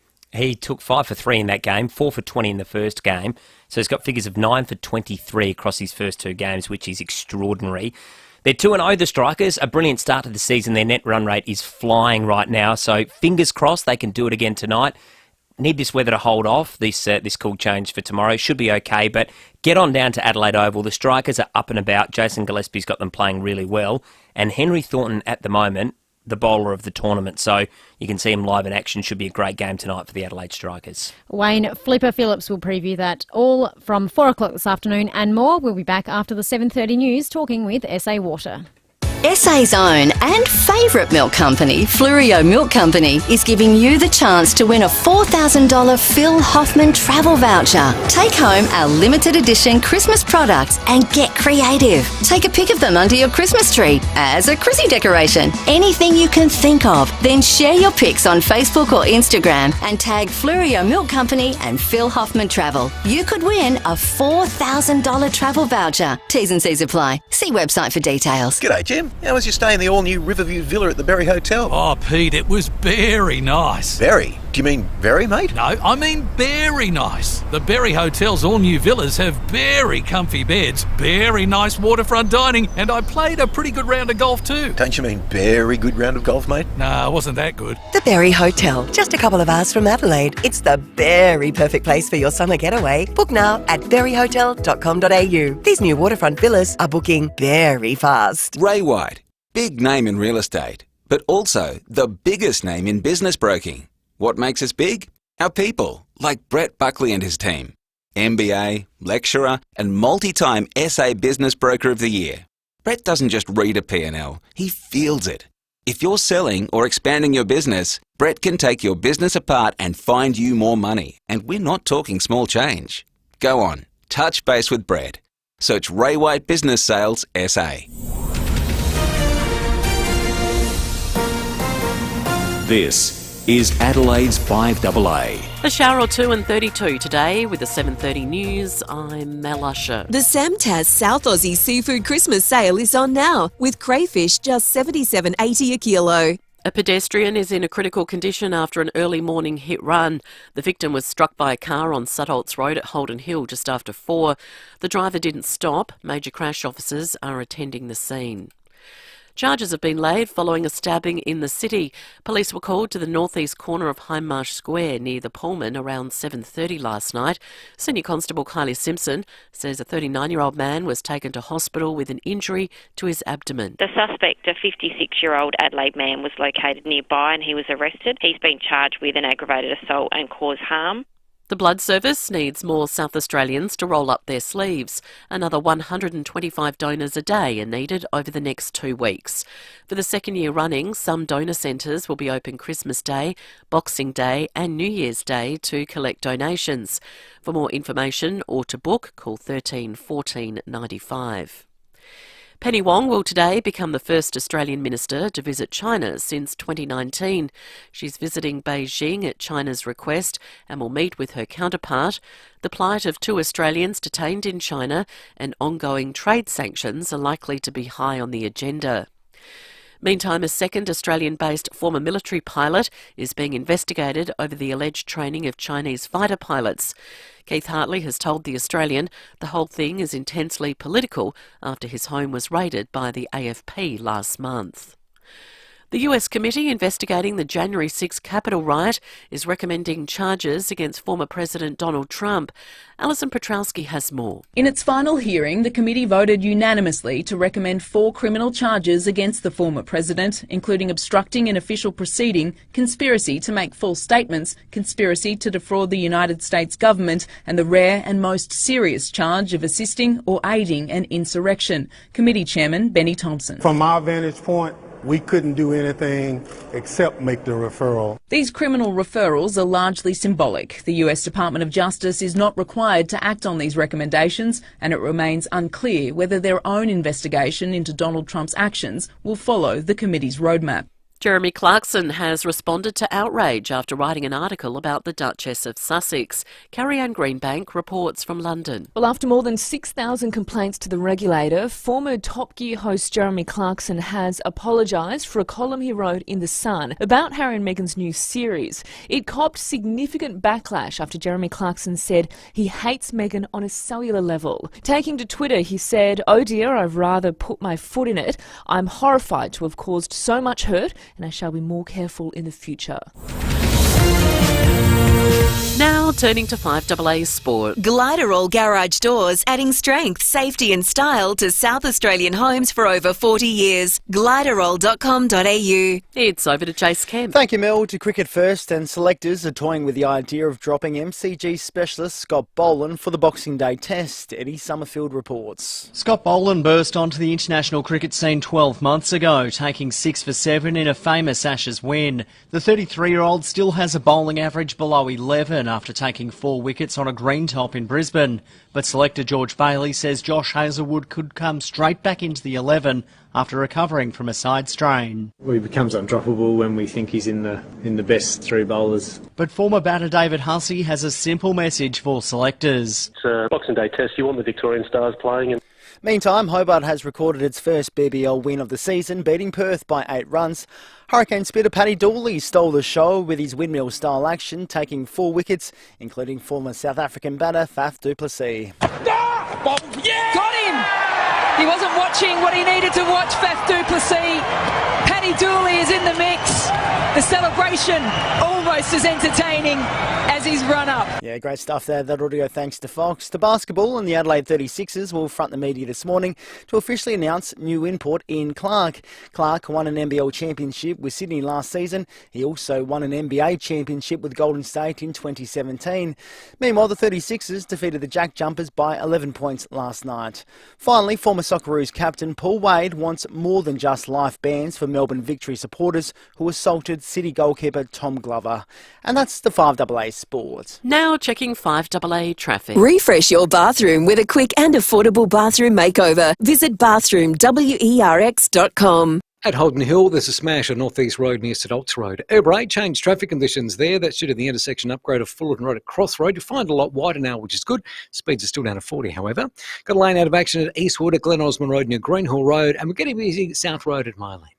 Cameras today, Smart Road, Modbury, and Seaview Road at McLaren Vale. Adelaide Central Market is open today till 5:30pm and tomorrow from 9am. Shop local this Christmas with the best SA stone fruit, seafood and more. Adelaide Central Market. Adelaide's most accurate traffic on 5AA. Now the 5AA weather. You'll love it. Stunning new season outdoor furniture now in store at Vidula's Garden Centre, Gawler, opposite the racecourse. A shower or two, 32 today. Showers and a possible storm tomorrow, 27. Thursday, cloudy and 24. Right now, it's 25 degrees. More news as it happens on 5AA. There's nothing quite like celebrating the festive season with your pals. Parafield Airport Liquor Store, that is. And of course, your other pals too. Whether it's a unique gift, something different to serve, or your tried and true favourites, Sam, Jamie and the team can help you find whatever you need. You don't even need to get out of your car. Just use the drive-through. Parafield Airport Liquor Store. Pals. Open till late 7 days. Next to Roulette's Tavern, Kings Road, Parafield. If the team at Lamar Homes were magicians... Hey, presto! They'd be terrible at it. Because they have nothing to hide. When you build with Lamar Homes, there's no secrets, no smoke and mirrors, and you can view your home at any stage, just to make sure you're happy with everything. Some builders won't let you do that. Not Lamar. lamarhomes.com.au. Here today, home tomorrow. 5AA Breakfast is streaming live right now. To watch, simply head online to 5AA Facebook or search 5AA on YouTube. This is 5AA Summer Breakfast. 7:37 on this Tuesday morning. Lucy Lokan and Tom Rehn in the chairs. Don't forget, you can call us all morning, 8223 0000.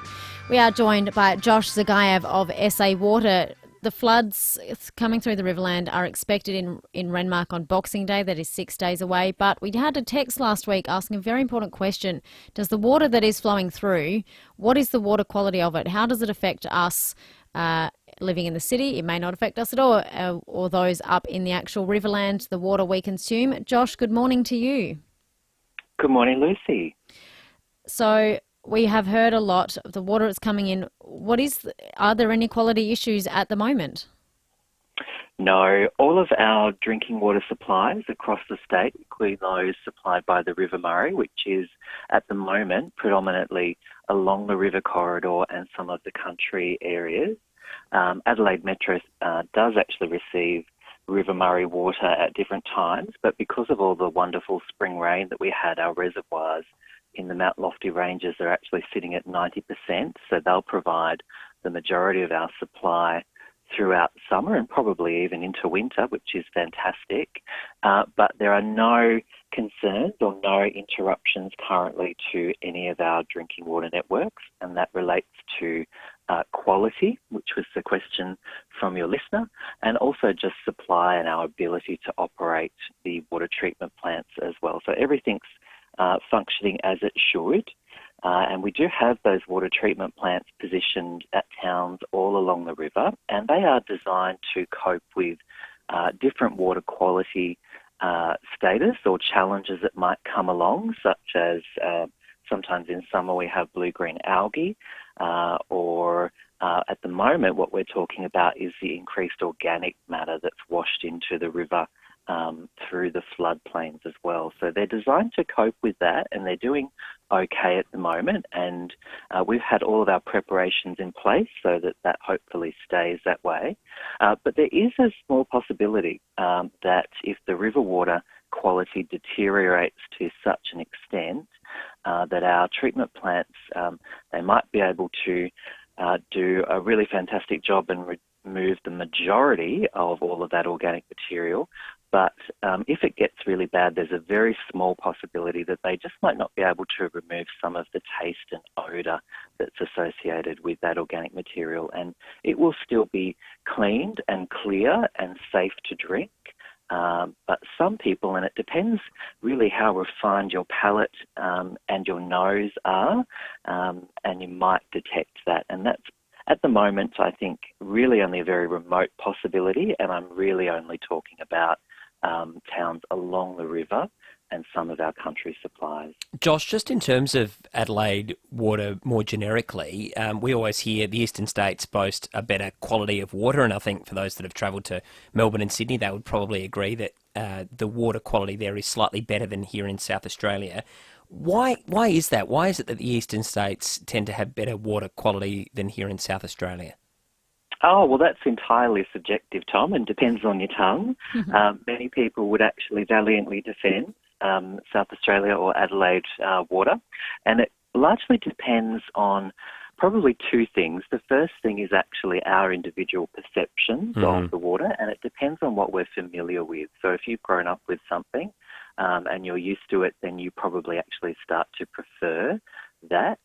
But the other thing is just the nature of the source water and the catchment. So, whether or not it's rainfall and it falls over rocky mineral areas and collects some of that mineral from the rocks as it moves into a water storage, or other scenarios like that. And they produce essentially very minor changes in the taste profile of the water. But again, it just sort of depends if you've grown up with and you're very accustomed to drinking water that tastes a certain way, it's from a certain area, it has certain mineral characteristics, you might notice when you go somewhere else if you have a water that has a different mineral characteristic. And it'll be very small, but it's just because your tongue actually gets used to it. Josh, just taking it back to the Riverland conversation, are you aware of any severe black water at the moment? Is that likely to become an issue? So that's what I'm talking about from that increased organic material that gets washed into the river. And what happens there is that along with a combination of heat, creates low dissolved oxygen in the water. Now, to be very clear for everyone as well, there is currently no black water in the South Australian sections of the River Murray, but the conditions are such that it could happen. Now, again, our water treatment plants are equipped to deal with that. And South Australians have lived through blackwater events in the past as well, most recently 2016, 2017 summer. And at that time, there was no impact on our drinking water supplies either. The kind of impact that could happen is that sort of very small taste and odour issue there. The other thing that we think about with blackwater is that it removes the oxygen in the river there, and that can affect fish as well. So that's the kind of thing that people would typically think about with blackwater. But the expectation for this summer is it shouldn't be too bad despite everything that's happened. Josh? No, Tom, it's possible. It's just not currently in the river, but the conditions are that it could actually happen, but it should not have any significant impact on drinking water supplies for us. That is good news. Thank you, Josh Zagayev from SA Water. You're welcome. Thank you. Great stuff. Thanks, Josh. Good to clarify that. So I think so, yeah. Our drinking water shouldn't be affected here in the city, nor in the Riverland if you are there. Our water treatment plants are well equipped to deal with this. Of course, though, when the peaks do eventually hit in a few days, no one can really predict what will happen day to day as the water does flow through. But good to clarify that drinking quality shouldn't be affected here. And after 8 o'clock this morning too, Lucy, we're going to talk with Joe Sockarch, the Emergency Services Minister, and get an update on the flood situation and where the peaks are looking likely to happen. So we'll get more information on that in about half an hour's time. Couple of texts before we get to the break here. Morning, Lucy and Tom. The prescriptions that are in shortage. Remember, most doctors close for 2 or 3 weeks over Christmas. So as of Friday, most people won't be able to speak with their doctors regarding substitution medications.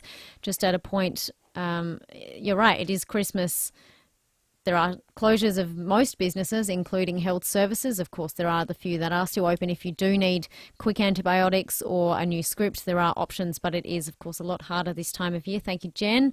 Michael says, guys, love to hear about your favourite seafood for Christmas. He loves snapper and oysters. I don't have a lot of seafood on Christmas, but if I do, it is prawns. I think we've gone more towards the cold, Christmas lunch in the last few years, and I think growing up it's always been traditionally that hot lunch, the turkey, the meats, which is still lovely, but when it is a bit warmer, I think the prawns, and we did them last week, I said, and we're doing them again on Christmas Eve at our place. We've got about 60 relatives coming around on Christmas Eve. I think it's great on a warm day, so moving more and more towards the prawns and oysters, and there's nothing like that fresh seafood. And we had a chat to Mark from Samtas only about 15-20 minutes ago. It's just beautiful. I think, you don't have to always go with the tradition. You can break it up and try something a bit different.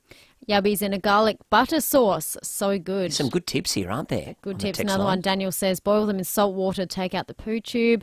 Mark from Para Hill says, my dad loved a yabby sandwich. He used to just boil them. Someone has asked James if we can get me to try a yabby this week on the live stream. Yeah, I don't mind. I've only ever had yabbies once or twice. I'd happily have them again. I can't remember having yabbies. I mean, I didn't cook them, so that's probably the first hurdle to get over. I'm not much of a chef. Primo says, g'day guys, yabbies should be cooked in seawater or very heavily salted water. Add a couple of lemons, put the yabbies in the boiling water, bring back to the boil for 4 minutes. Tip back into a salty ice slushy, served best with a glass of port. God, we're getting all sorts of yabby recommendations. That's quite extravagant, that one. This morning. And now this one is an excellent point. Someone has texted in on a rather different subject. Has anyone noticed the dragonfly plague at the moment? Yes. And now I saw no less than 5 different people on Twitter yesterday tweeting about dragonflies. I saw a heap at the beach yesterday. Yeah. Which I didn't realise I knew you always get a few of every creature down at the beach, but I noticed there were a lot of dragonflies at the beach. We will follow that up on tomorrow's show. But yeah, dragonfly plague at the moment. There is. Is that a weather thing? I'm guessing breeding conditions are prime for Perhaps dragonflies right at the for it. moment. We were talking, it is of course mosquito central this year, but now it's dragonfly central. Yeah, I took the boys for a swim yesterday at our place, and I would have seen at least 3 or 4, and each time we go in, and you don't normally see that many. You used to seeing quite a lot of bees about the place, but not so much the dragonflies. But this summer, it does seem like there have been a few more of them. So as you say, Lucy, we'll follow that story up again tomorrow. Coming up, we are chatting about Santa's Wonderland. If you're stuck where to take the kids or the grandkids this summer school holidays, or you've got a few more days to get into Santa's Wonderland, we also have some prizing for you to win. We are giving away tennis tickets and Velo 500 tickets. We're chatting Christmas movies shortly, but coming up after... that'll be after the traffic. Join ABA Plumbing's Christmas fundraiser with Santa, Bouncy Castle and Family Fun this Friday 10 till 4 at Stepney. At Theberton, there's a smash on South Road near West Theberton Road. Holden Hill, another collision there, North East Road near St Olds Road. And changed traffic conditions this morning at Erbray. They've widened the intersection of Fullerton Road and Cross Road. Speed's currently down to 40 k's. Busy at the moment, South Road at Mile End, also Maureen Road at Anzac Highway, with cameras Gorge Road, Athelston, and the Esplanade at Aldinga Beach. Tradies this December at Bob Jane T-Marts, buy 3, get 1 free, plus instant cash back on top tyre brands, all with their tyre satisfaction guarantee. T's and C's apply. Adelaide's most accurate traffic on 5AA. There's taste bud titillations, decadent desires, and the presidential hamper. Merry Christmas, folks. I'm Brett Charlesworth, and they're just 3 of the mouth-watering Christmas gifts we make for you at Charlesworth Nuts. With 100 different gifts, from just $10 to $250, there is literally something for everyone. They're all beautifully handmade, they look stunning, and they're filled with the most amazing products. 11 family-owned stores or shop online. Why Charlesworth? Because fresh nuts taste better. Don't just send it, ace it. It's not just your deliveries that ASIC Couriers look after. They're also proud supporters of the community. Chris, tell us more. That's right, Rowie. At ASIC Couriers, we're proud supporters of over 16 sporting clubs. We also work with and support the Breakthrough Mental Health Research Foundation to strive for a happy and positive workplace. By supporting us, you're also supporting the community. Don't just send it, ace it. When you want the freshest and finest seafood for you and your family, go straight to the people. Go and see Mark down there on Richmond Road, that for 3 generations have served South Aussies with premium quality seafood. That is, of course, Samtas Seafoods. They're factory direct and open 7 days. Yeah, they're the best in the business, Lucy. An incredible range of premium, fresh South Australian seafood processed daily with factory direct prices. So, freshly cooked at Samtas, premium local crayfish, caught just off Kangaroo Island, unbeatable quality from $77.80 per kilo. Or Spencer Gulf King prawns, cooked at the sea with many sizes to choose from, large $27.99 a kilo. Or cover Christmas and New Year's with a 3 kilo deal at $27.50 a kilo. Just brilliant. Plus their ever popular 4 kilos of premium seafood for just $60 deal. Snap frozen kilo packs of your favourites down there at Samtas. You can choose from Atlantic salmon portions, flathead fillets, snapper and barramundi fillets, and salt and pepper squid and more. Be quick and get to Samtas Seafoods crayfish and king prawn sale on now. Open 7 days, factory direct, Richmond Road, Richmond. Are you ready for this? Mawson Lakes Mazda's 2022 plate clearance is on now. We have amazing deals across the entire range, all on site, ready for immediate delivery. Pick from an extensive range of models and colours to suit your style. The sooner you get to the showroom, the better your chance for securing your dream car. But hurry, the 2022 plate clearance won't last. Mawson Lakes Mazda, Adelaide's largest Mazda dealer. Salisbury Highway, just a short drive from the city. 5AA Breakfast is streaming live right now. To watch, simply head online to 5AA Facebook or search 5AA on YouTube. This is 5AA Summer Breakfast. Just chatting before the break about how there is a dragonfly plague at the moment. Graham in Tennyson's called in. Morning, Graham. Morning, guys. Look, I might be totally wrong, and this expert might shoot me down in flames, but to my understanding, the chief food source of a dragonfly is mosquitoes. Now, so we know there's a plague of mosquitoes because of all the rain we've had, and in all honesty, having dragonflies hanging around, you probably find there's less mosquitoes to bite you. But I think that could be one of the reasons is that they've got a lot of food to eat. So, like nature is, when there's more food to eat, they breed more. One feeds the other, so to speak. Yeah, Excellent. yeah, I'm pretty sure their major food source is they catch mosquitoes. Excellent, Graham. They're not a bad insect to have hanging around. Yeah, thank you for that insight. That's good because mosquitoes just attack me. There'll be me and 20 others in the room and they'll head straight for me, so I should hang out with the dragonflies. Thank you, Graham. That's excellent. Di in Richmond, good morning. That's me. Yes, are you chatting about dragonflies? Dragonflies eat mosquitoes. End of story. Have you noticed an uptake in dragonflies, Di? No, thank God. Because that means there'd be a lot of mosquitoes around as well. That's right. Excellent. Thank you for clarifying that, Di. Okay. Appreciate it. So there we go. We've had a few more texts as well. Dragonflies eating mosquitoes. Dragonflies are awesome because they eat the mozzies. This is good. I love it when we outsource info. Oh, this is great because, like I said, I was in the pool yesterday and we have had some bad mosquitoes around our place. So I want to try and harvest a stack of dragonflies and then bring them on. Keep taking those mosquitoes Keep them out. handy for all the mosquitoes. Wayne in Taparoo. Good morning. Yeah, good morning. How are you both? Good, thank you, Wayne. That's all right. I'm not sure if it's an old wives' tale, but Indigenous, like native people, think that low-flying dragonflies are a sign of rain coming. Oh, so you're right. We were expecting potentially up to 10 mils tomorrow. So, Wayne, you'll have to give us a ring back in the next few days and see how much rain you got down your way. That's all right. Beautiful thought. Thank you, Wayne. Love an old wives' tale. We'll see if that comes true, if that slight cool change does eventuate. Excellent. So the dragonfly plague is a good thing. They're eating all the mozzies. Well, that's it. And tomorrow we were expecting up to 15 mils of rain, but that's just been scaled back a fraction now, up to 10 millimetres of rain tomorrow. So we'll see whether or not that happens tomorrow, but after that it looks like it's going to be pretty hot and dry for the next week or so. If you are looking for something to do with the kids or the grandkids this week, you can get down to Santa's Wonderland. We welcome Nicola Feeney, the event organiser. Morning, Nicola. Good morning, and good morning to your listeners. So if we do want to head down to see Santa's Wonderland, whereabouts should we head at the showgrounds? So it's hosted in the Jubilee Pavilion. So lots of space. It's 10,000 square metres. Wow. So, yeah, it's great. It's got it's indoors, so you're protected from the weather, of course, which is, a really great feature that a lot of people like. So it's on all this week, and there's multiple sessions. It's 3-hour sessions, so you can choose either 10 till 1 or 2 till 5 to head along with the kids. It's in its 7th year now, so it's a really popular Adelaide Christmas event. It's kind of where a lot of families just keep returning year on year, and it's really where Christmas begins for a lot of them.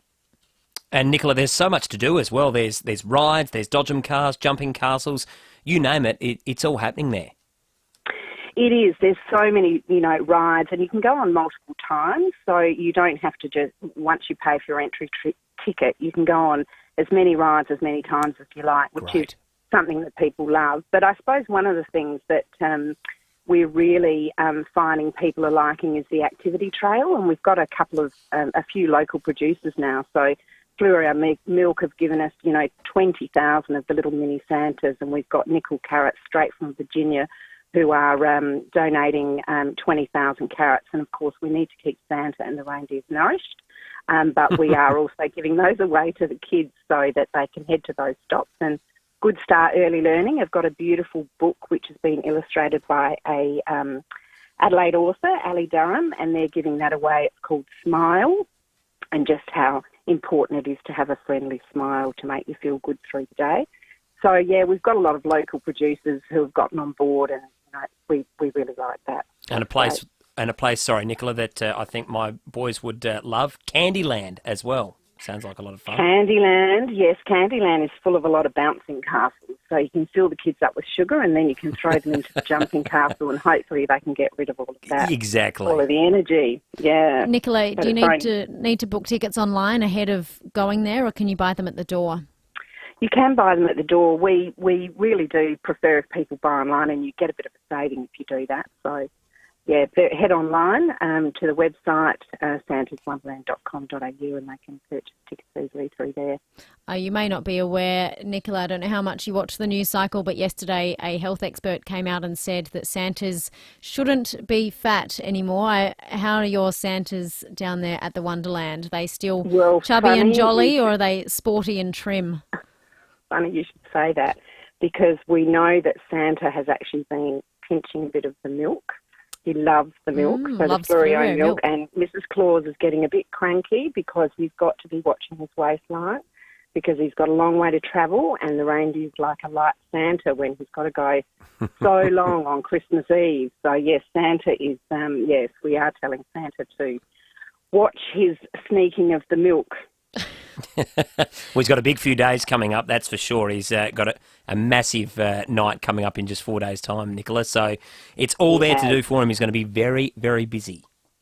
Yes, so, yeah, we'd love to see any families come along, have a great 3 hours, and, there's plenty to do. Wonderful. Thank you so much, Nicola. Nicola Feeney, the event organiser for Santa's Wonderland down at the Jubilee Pavilion at the Adelaide Showgrounds. There are 2 sessions, 10 till 1 or 2 till 5 o'clock. You can get down there, take the kids or the grandkids in the last few days before Christmas. And if you want to get on and get those tickets online, a bit of a saving if you do that as opposed to getting them there, santaswonderland.com.au is the website to head to.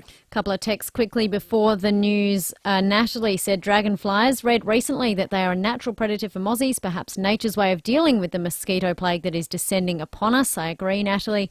Victor says dragonflies equal a cyclone brewing, was the rumour when I was working on oil rigs up Karratha Way. The reality is dragonflies only appear when humidity raises to a certain point. Good to know. I welcome all kind of dragonfly chat this morning, learning a lot. We will be back after the 8 o'clock news, Tommy. We are chatting to the manager of the Wallaroo Holiday Park and Joe Sockarch, the Emergency Services Minister. Hi, I'm Izzy, and my family runs St. Louis Home Care, which was started by my great-grandma 76 years ago. We'd like you to meet Jen, our physiotherapist. She's supported the health and wellbeing of our clients for 18 years. I love being part of a team because it's a family business. I think we're really caring and we all know each other really well. And our goal is just to keep our clients living at home where they want to be. Yes, Jen, independence is so important. Google St. Louis Home Care to find out how my family can help take care of yours. Give the gift of live music this Christmas with tickets to the Red Hot Summer Tour 2023, starring Paul Kelly, Bernard Fanning, and Missy Higgins.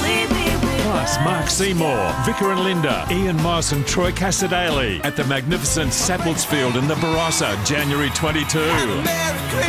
It's the ultimate Christmas gift. For tickets, go to redhotsummertour.com.au. For more than 10 years, Brenton Raglas and Kate Collins have brought you all the big stories on 9 News.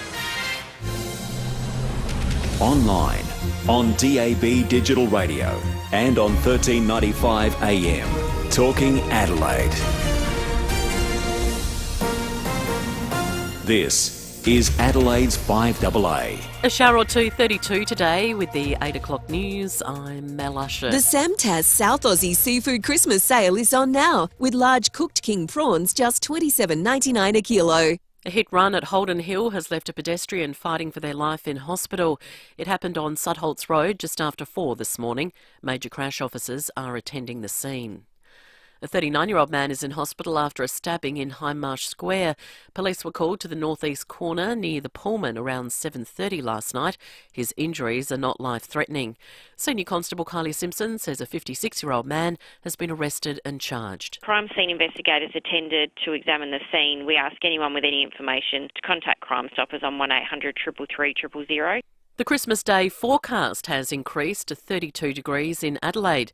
John Fisher from the Weather Bureau says then it heats up for Boxing Day. So 37 and probably even a touch higher into Tuesday, so headed towards 40 degrees even potentially. Red Cross Lifeblood has launched its Blood Blitz to prevent a shortage through the holiday period.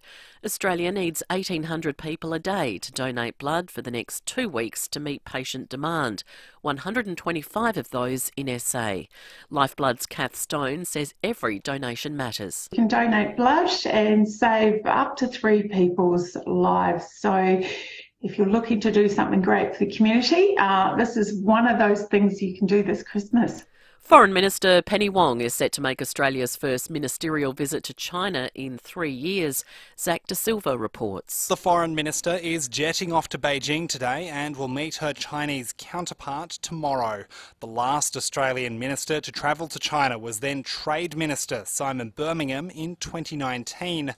Mr Birmingham is now Shadow Foreign Minister. He says the test of the trip will be if trade sanctions are lifted afterwards.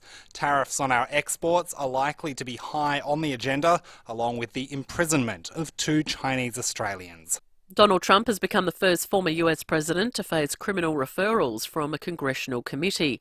The panel investigating the January 6 Capitol riot is recommending prosecution for insurrection, conspiracy, false statements and obstruction.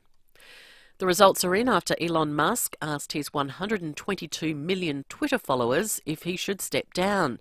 US correspondent Alison Petrowski reports. 17.5 million users participated in Elon Musk's poll, with 57.5% voting that he should stand down as chief executive. Musk, who purchased Twitter for $65 billion, said before the poll closed that he would abide by the result. Musk has introduced a raft of changes since taking the reins at the social media network, firing approximately half his staff and overseeing a series of false starts, rolling out Twitter's paid-for verification feature. The world's second richest man has not yet responded to the results of the poll. Now turning to 5AA Sport. Gliderroll Garage Doors' new Platinum and Native Series sectional doors are here. Gliderroll.com.au. It's over to Jace Kemp. Thank you, Mel. We'll begin with football, and former Socceroos captain Paul Wade wants an example made out of fans who stormed the pitch during the Melbourne derby. 3 supporters handed themselves into the police after assaulting City goalkeeper Tom Glover. Wade says the police and Football Australia need to come down hard on poor crowd behaviour. People coming up to me and saying, "No, it's just young boys will be boys and too much testosterone." I don't buy that at all. It is so frustrating that we can't get somebody nailed. To cricket, and David Warner is being backed to return to form on Boxing Day in his 100th Test match. The 36-year-old hasn't scored a Test century in nearly 2 years. Teammate Travis Head says it's harsh to judge Warner on the past 2 matches. Pink ball test into a snake pit the last 2 days. So, hopefully a nice batting wicket in Melbourne and we can watch him put on a performance in his 100th Test. In the Big Bash, rookie spinner Paddy Dooley has taken 4 wickets to help the Hurricanes beat the Scorchers by 8 runs, while the Strikers will be back in action tonight against the Thunder. In the NBL, the 36ers have announced NBA champion Ian Clark will join Adelaide this season, while the club recorded its second straight win, knocking off Tasmania by 11 points last night. Antonius Cleveland starring with 20 points. There he goes! Cleveland feeling good about himself. Oh my God. Feeling really good. Yeah, great stuff there. Well, finally, Aussie UFC fighter Robert Whittaker might not be heading to Perth for UFC 284, with the fight with his Paulo Costa reportedly falling through. So some big news there for MMA fans, Mel. And that's the 5AA Sport. Thank you. Now checking 5AA traffic. Refresh your bathroom with a quick and affordable bathroom makeover. Visit bathroomwerx.com. At Theberton, look out for a smash on South Road near West Theberton Road. Got a few delays there at the moment. Holden Hill, another collision. North East Road near St Olts Road and Urbray. Changed traffic conditions due to intersection upgrade works. They've widened Fullerton and Cross Road. However, speeds are still down to 40. Busy South Road at Mile End with cameras today. Grand Scully Road, Clarendon and Grand Boulevard at Seaford. Bunnings has what you need to entertain for less this Christmas. Visit bunnings.com.au or drop in your local warehouse today and make it a Christmas to remember this year with Bunnings. Adelaide's most accurate traffic on 5AA. Now the 5AA forecast. You'll love it. Stunning new season outdoor furniture now in store at Vidula's Garden Centre, Gawler, opposite the racecourse. 32 degrees today with a shower or two, dropping back to 27 with showers and a possible storm tomorrow. Thursday, cloudy 24. Right now it's 25 degrees. More news as it happens on 5AA. As the holidays approach, all children deserve to be rewarded for their hard work throughout the year. Sophie is 8 years old and poverty blocks her progress at every turn. Mum says I can be anything I want to be. She's still so determined to learn, but often she doesn't have what she needs for school. You can help remove the barriers Sophie faces by giving her access to vital out-of-school learning programs. Change the course of a child's life this Christmas. Search the Smith family and donate today. This is 5AA Summer Breakfast. 7 minutes past 8, going for a top of 32 degrees today, a shower or two. Top of 27 tomorrow, possible storm, 24 and cloudy on Thursday. Warm overnight. Our low came at 6:30 this morning. It was 24.1 degrees at 6:28 this morning. That was our coldest temperature all night. Currently 25 degrees there at the West Terrace gauge, 21 down up at Strathalbyn, only 19 at Victor Harbour. Much cooler down there if you are heading away down to Victor. We are also chatting shortly with the owner of the Wallaroo Caravan Park, two favourite Christmas destinations there, Wallaroo and Victor Harbour, for the Christmas season. We will get to that chat shortly. And coming up, we have your chance to win 2 incredible experience tickets. We have tickets to the Adelaide International, which kickstarts on New Year's Day, and tickets to next year's FIVEAA Adelaide 500. So we are asking you, what is your favourite Christmas movie? Now, every year this warrants some kind of debate, and I'd just like to share this straight from Bruce Willis's mouth. Die Hard is not a Christmas movie. So there you have it. Bruce Willis says Die Hard is not a Christmas movie, but we want to hear yours. 8223 0000. Call in now. We'll take your calls right through till 9 o'clock. You could win tickets to the Adelaide International or to see Robbie Williams and at the FIVEAA Adelaide 500 in November next year. We're in a very festive mood, so we've got lots of tickets to give away this morning, 2 prizes, and they're both going to be outstanding tournaments. Novak Djokovic is going to be playing singles, we know that, but Lucy, I've also heard that he will be playing doubles in the opening week of the Adelaide International as well. So you'll get twice the excitement and twice the opportunity to see him on court as he builds up towards the Australian Open. So that will be a treat for tennis fans. We've got a sensational lineup there. So you want to be involved. But 2 winners this morning, the Adelaide 500, Robbie Williams, Novak Djokovic, the Adelaide International. It is all happening. So give us a call. What is your famous Christmas tradition with regards to your movie? What do you set yourself into every year? For me, it's Christmas Vacation, Chevy Chase. Absolutely love that. Have to watch that every year. I always laugh and smile. You're not a massive Chevy Chase fan. I'm not. But Holiday Road is what I've got here. explain to me what Holiday Road So is? that's the theme for the National Lampoons for all of the vacations. So you're going to have to catch up with these right. for the movies. But he just Chevy Chasey's eyes, and Beverly D'Angelo, who I think was married to Al Pacino for some time, plays his wife in the movies as well. And they always rotate the kids because the kids have to be of a certain age or roughly thereabouts. But Christmas Vacation, oh my goodness, just Randy Quaid in that one as well. It's just an absolute treat. It makes me laugh every single time. We'll get to more of your calls a little later. Just some news this morning that is doing the rounds before we get to the Wallaroo Caravan Park. Staff at some of the largest companies in Australia are being offered the opportunity to skip Australia Day. Telstra and Woodside Energy have introduced new policies allowing employees to work on January the 26th, that is a Thursday next year, and take another day of their choosing off instead. A spokeswoman for Woodside says the company wants to acknowledge and respect the diversity of views on the issue. I mean, I don't know about you, and I don't have a strong opinion on a lot of things, I'll be honest, but Australia Day I've never ever had a strong opinion on. I think if it is causing this much angst, and I have no major problems with it, but I think if it's causing this much sort of consternation and distress amongst particularly the Indigenous community, then I don't have any objection to it being moved. So I know there's probably a lot of people that say that's when it is, but I think there has been a real movement in the past probably 3 or 4 years for this to be changed. So I think if, it can... I'm all about inclusivity and everyone enjoying and celebrating what is great about our nation, and it seems like Australia Day really divides the community. So I think if that's the case, let's change it. Let's find a date and work it out, and find a date where we can all mutually try and celebrate something, rather than just coming up with all of our differences and people getting upset about it. So I think it's probably a good thing if we try to switch the date. Very good. Some other news out of Victoria this morning. 4 missing teenagers are missing off the Mornington Peninsula. The 18 and 19-year-olds are believed to have been using inflatable paddle boards yesterday. Their belongings were found on the beach. If you're watching morning TV, hopefully on mute and listening to us instead, you'll see they're doing some crosses to the Mornington Peninsula. It is a beautiful part of the world, but sad that 4 teenagers are missing. The search has resumed early this morning. Get your calls in 8223 0000. We will be chatting your favourite Christmas movies very, very shortly, but we're going to head across to Wallaroo now. Wallaroo, of course, popular holiday destination year-round. You can go whenever you like. It's a beautiful beach up there, but especially at Christmas time, we welcome Michael Byrne, manager of the Wallaroo Holiday Park. Good morning, Michael. Good morning. Thank you for having me on. No, it's our pleasure. I'm keen to find out how your bookings are going this year. Have the floods impacted you in that people want a holiday destination but they can't get to the Riverland? They technically can still, but are you seeing more people book in with you guys?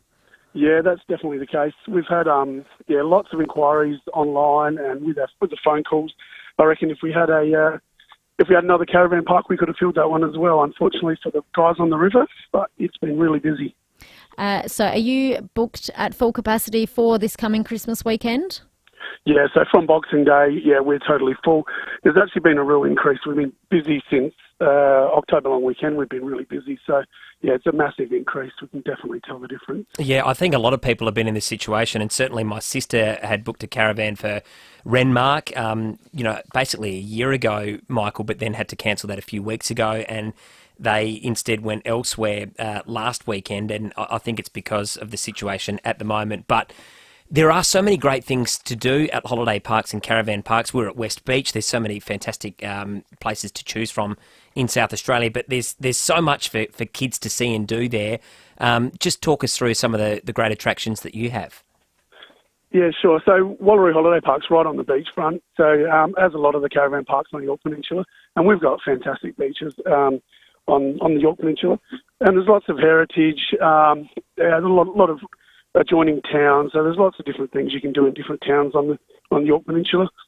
And I think everyone is really feeling that it's a lot busier and everything's everyone's out and about having a look. Michael, how are bookings going after the sort of peak January school holidays? You guys full right through sort of February, March, April time through to Easter? Yeah, well, typically weekends through from the first term of school is really busy. Weather is fantastic that time of year. So weekends, we're only 150 kilometres from Adelaide, so it's an easy weekend getaway. And midweek, that time of year, because the weather's so good, we have the grey nomads out and about. So lots of caravans on the road and lots of caravans, staying with us. Yeah, people love getting around it. If they want to get in contact with you, what's the best thing to do? To get online, to give you a call? Yeah, we like to speak to our guests a lot, so on the phone's good, but also online and through websites. And yeah, there's lots of different ways. But yeah, we like to talk to our guests because then we can give them the best option that they're after. So. And Michael, finally, what does Christmas look like for you? Are you based at the caravan park, or you'll get a bit of time off to enjoy a family lunch? Yeah, well, I'm not going to lie. Christmas Day is the only day that we close, so I'll be able to have a nice Christmas lunch and a couple of cold beers, and then we'll be stuck into it from Boxing Day. It'll be all go. Excellent. Well, we look forward to hearing how your prosperous caravan season goes. Thank you very much. Thanks, guys. Have a good one, everyone. Thanks, Michael. Merry Christmas. So if you were a previous river attendee, you do need to look elsewhere. I mean, people are saying you can still get up to the Riverland. Of course you can. There are a few challenges with the roads being shut. If you are a shack owner, it has been flooded. That is, of course, a lot harder. But there are still opportunities to get up to the Riverland. But if you're thinking a beach holiday, Wallaroo. Exactly. Beautiful part of South Australia. And Lucy, just on that, we'll follow up tomorrow and talk about some of the things you can still do at the Riverland, because as you've just mentioned, it's not a complete no-go zone. So we'll explore that in a little bit more detail, because they're copping a major hit at the moment, which is probably a good thing for other caravan destinations and holiday parks, but the Riverland's still a lot to do, so tomorrow we'll follow that story up and tell you exactly what you can still do over the next few weeks. We are chatting this morning about Christmas movies. Would love to hear your suggestions, 8223 0000. Dave in Clarence Gardens, good morning. Good morning. Yeah, it's a bit of a strange one. I'm a World War One buff. There's a movie called Silent Night.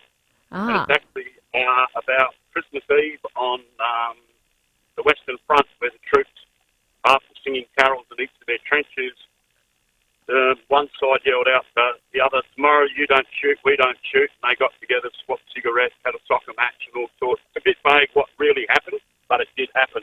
And it's quite interesting to think that amongst all that, the guys got together.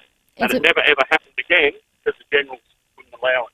It's a beautiful movie, isn't it, Dave? It's a real tearjerker. Yeah, I've seen it, but it's incredible. Yeah, it's amazing to think that one day you're doing everything you can to kill the off, and the next day you're swapping cigarettes and food, and it's weird, but wonderful.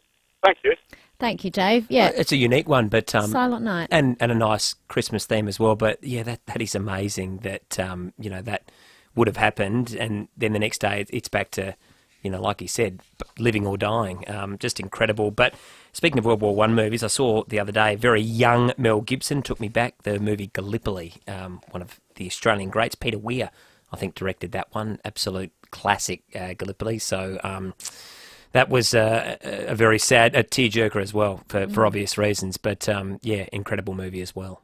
We'll take a break. Coming up after the break, Emergency Services Minister Joe Sockarch. But first, let's check traffic. Join ABA Plumbing's Christmas fundraiser with Santa, Bouncy Castle and Family Fun this Friday 10 till 4 in Stepney.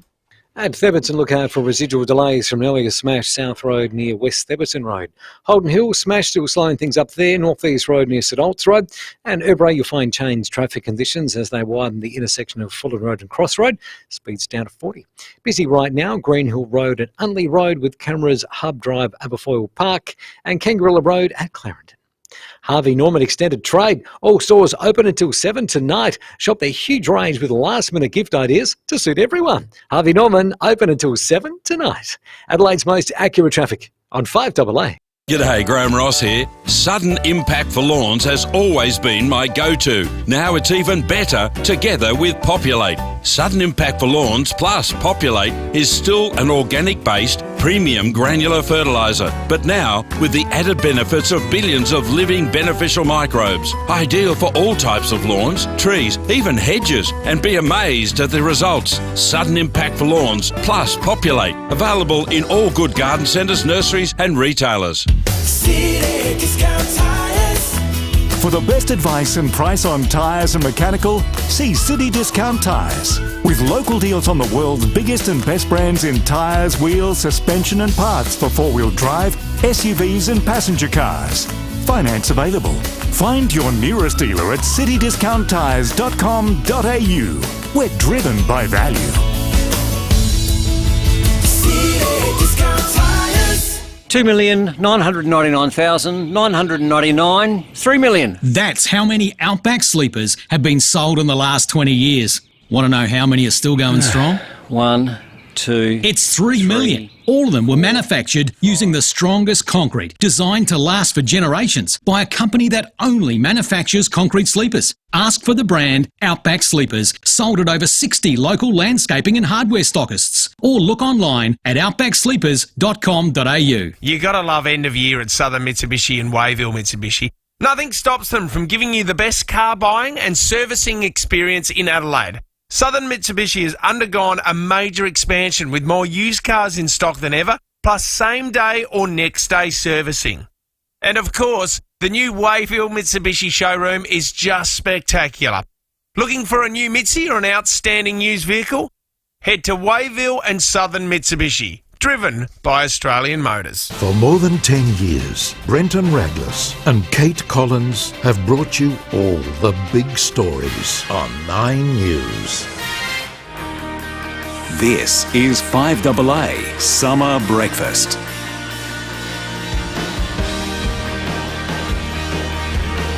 .21 on your Tuesday morning, going for a top of 32 degrees, about 25 degrees currently in the city. We welcome to the conversation Joe Sockhart, the State Minister for Emergency Services. Good morning, Minister. Good morning, Lucy.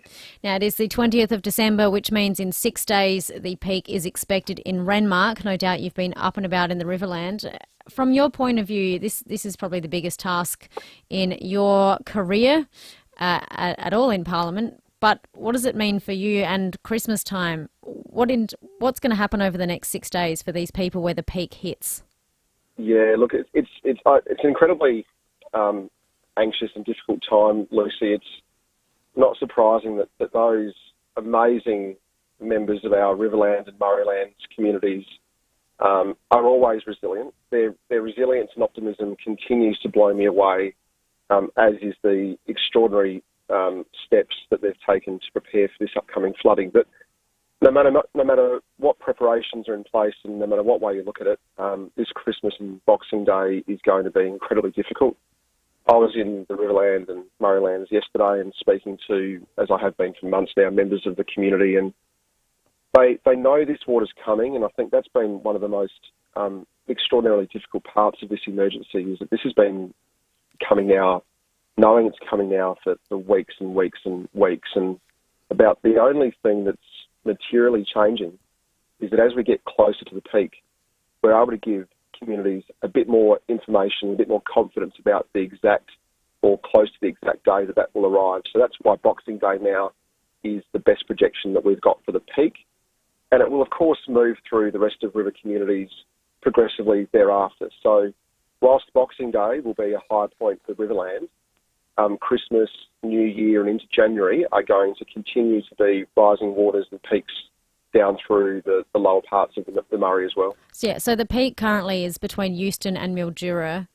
We are still expecting between 190 and 220 gigalitres a day once it hits the SA border. Have you had the chance to speak to anyone from Mildura where the peak currently is?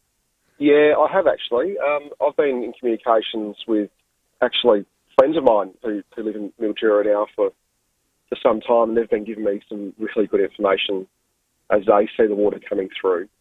Of course, Mildura's experience and then the experience of communities between Mildura and the South Australian border are different. And then, of course, because of the way that water flows, particularly as it disperses across those floodplains near the South Australian border, the experience of water flows through that area is quite different. The water usually comes through the border of South Australia in a channel, in a channel of about 150 metres wide. That channel right now is many kilometres wide. So the water is dispersed, it is moving around, it is flowing. And then as we move down the river, the water changes behaviour again. We know, as I was in the upper part of the river yesterday, I saw the extraordinary flow out of water across much agricultural land and a lot of low-lying land. And then as we move down the river through parts of the community like Blanchetown, Swan Reach, Mannum, the water flows are much more concentrated in the sense that they're moving through a smaller channel. And then when we get down to the lower lakes, through the Great Lakes, we actually see a very minimal, if not negligible, impact on heights because of the flow through the Murray Mouth and the extraordinary amount of water already in the system down there. So the one message, though, if I could, though, to every person across the river community is to continue to seek information from the SES, continue to take information from the best sources, and also don't hesitate to reach out for help. We've got our relief centres stood up in a number of communities. We have SES, CFS, MFS, PIRSA, DEW, all stood up in our regions. We have a hotline available. The last thing that I want to see is any person in the community not giving us a call, not dropping into their relief centre. We're here to help and we want to hear from you. Minister, you mentioned that so many people are doing a wonderful job there on the Riverland, working around the clock to do what they can. We're also getting some assistance from people that have travelled down from Queensland. Just how many have come down and what kind of work will they be doing to help out? Yeah, we've had dozens of individual volunteers and staff that have cycled through South Australia. Most of these volunteers and career staff are cycling through at various times. We've had everything from volunteers from Western Australia who have come into South Australia to assist with the construction of our defence cell levies. A lot of, really tough, hard labour, and they've done just an extraordinary job. At the moment, we also have crews in from Queensland and Victoria who are trained specialists in swift water rescue. These are the personnel who are trained to attend to and support people on vessels, on boats, and to get around the river whilst it's moving quickly. And these are some of the front deployed assets and resources that I truly hope we never have to utilise. But in the preparation for major flooding events like this, we need to be prepared for the worst and work back from there. Finally, Minister, I did just want to ask about the water levies. There are 8 that have suffered catastrophic failure, which means they have burst. You cannot repair them. There are 53 levies that have serious defects that are being addressed. Those ones that have burst and no hope of getting fixed at all, what does that mean for those people? So the levy system is incredibly complex throughout the river. We've got a combination of state-owned, council-owned, private levies.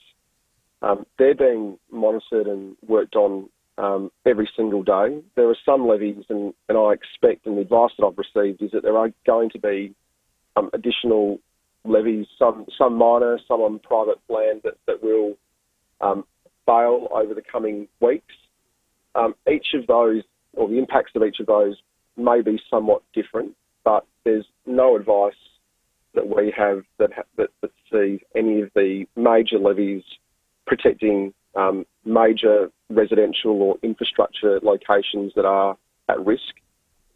When I was meeting with the Riverland Mayor and CEO yesterday, they informed me that they would be doing their reconnaissance and ongoing daily inspections of their levies right through until water levels drop down to about 100 gigalitres a day. So that is possibly, weeks or even months away still. So the work that our engineers, our hydrologists and local councils are doing certainly doesn't stop on Boxing Day. In fact, it continues and will continue for many months to come.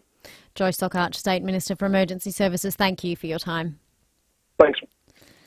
Yep, we'll be keeping a close eye on Riverland this Christmas. And it's an ongoing situation, isn't it, Lucy? And sadly, there's going to be quite a bit more pain before, it starts to abate those water levels. But a lot for the Riverland community to have to endure for the next month or two at least. Coming up after the 8:30 news with Mel, we will be taking more of your favourite Christmas movie calls, but we are continuing our agriculture discussion, this time with the grain producers of South Australia. For over 38 years, Steinborner has been well worth the trip. With over 400 used cars to choose from, you're sure to find the car you're looking for. Steinborner is your first choice for new Hyundai and Mitsubishi in the Barossa and your first choice for Ford in Clare. And don't forget, you can always click through the collection of vehicles online at steinborner.com.au. Great local deals on great local cars from your locals. Steinborner Automotive. Still well worth the trip or well worth the click. Don't run all over town this silly season. Head to Jeps Cross Home HQ, South Australia's largest homemaker centre. With amazing stores like Spotlight, Rebel Sport, Solomon's Flooring, Harris Scarf Home, Beacon Lighting, Craft Coffee Cafe, Dreamland, Amart Furniture, Sleepy's, Burns for Blinds, Pets Domain. With over 45 stores and free parking, Jeps Cross Home HQ has everything you need in one easy location. 750 Main North Road. jepsxhomehq.com.au. Every year, families all over Adelaide enjoy the festive season with Chanellas because they make it so easy to get your shopping done. Yes, in fact, to help you organise all your fresh Christmas eating, they'll be open from 6:30am on December the 23rd until 5:30pm on December 24. Yep, that is 35 hours straight. You'll find all your fresh produce, chef-prepared meals and Christmas platters, bakery, amazing patisserie, seafood, stunning fresh flowers and all your butchery needs. And remember, with Chanellas, everything is lovingly made in-house from scratch by their chefs and patisserie chefs. So call into 62 Prospect Road, Prospect, or go online at chanellasmarket.com.au. Chanellas, best and fresh. It is a way of life this Christmas.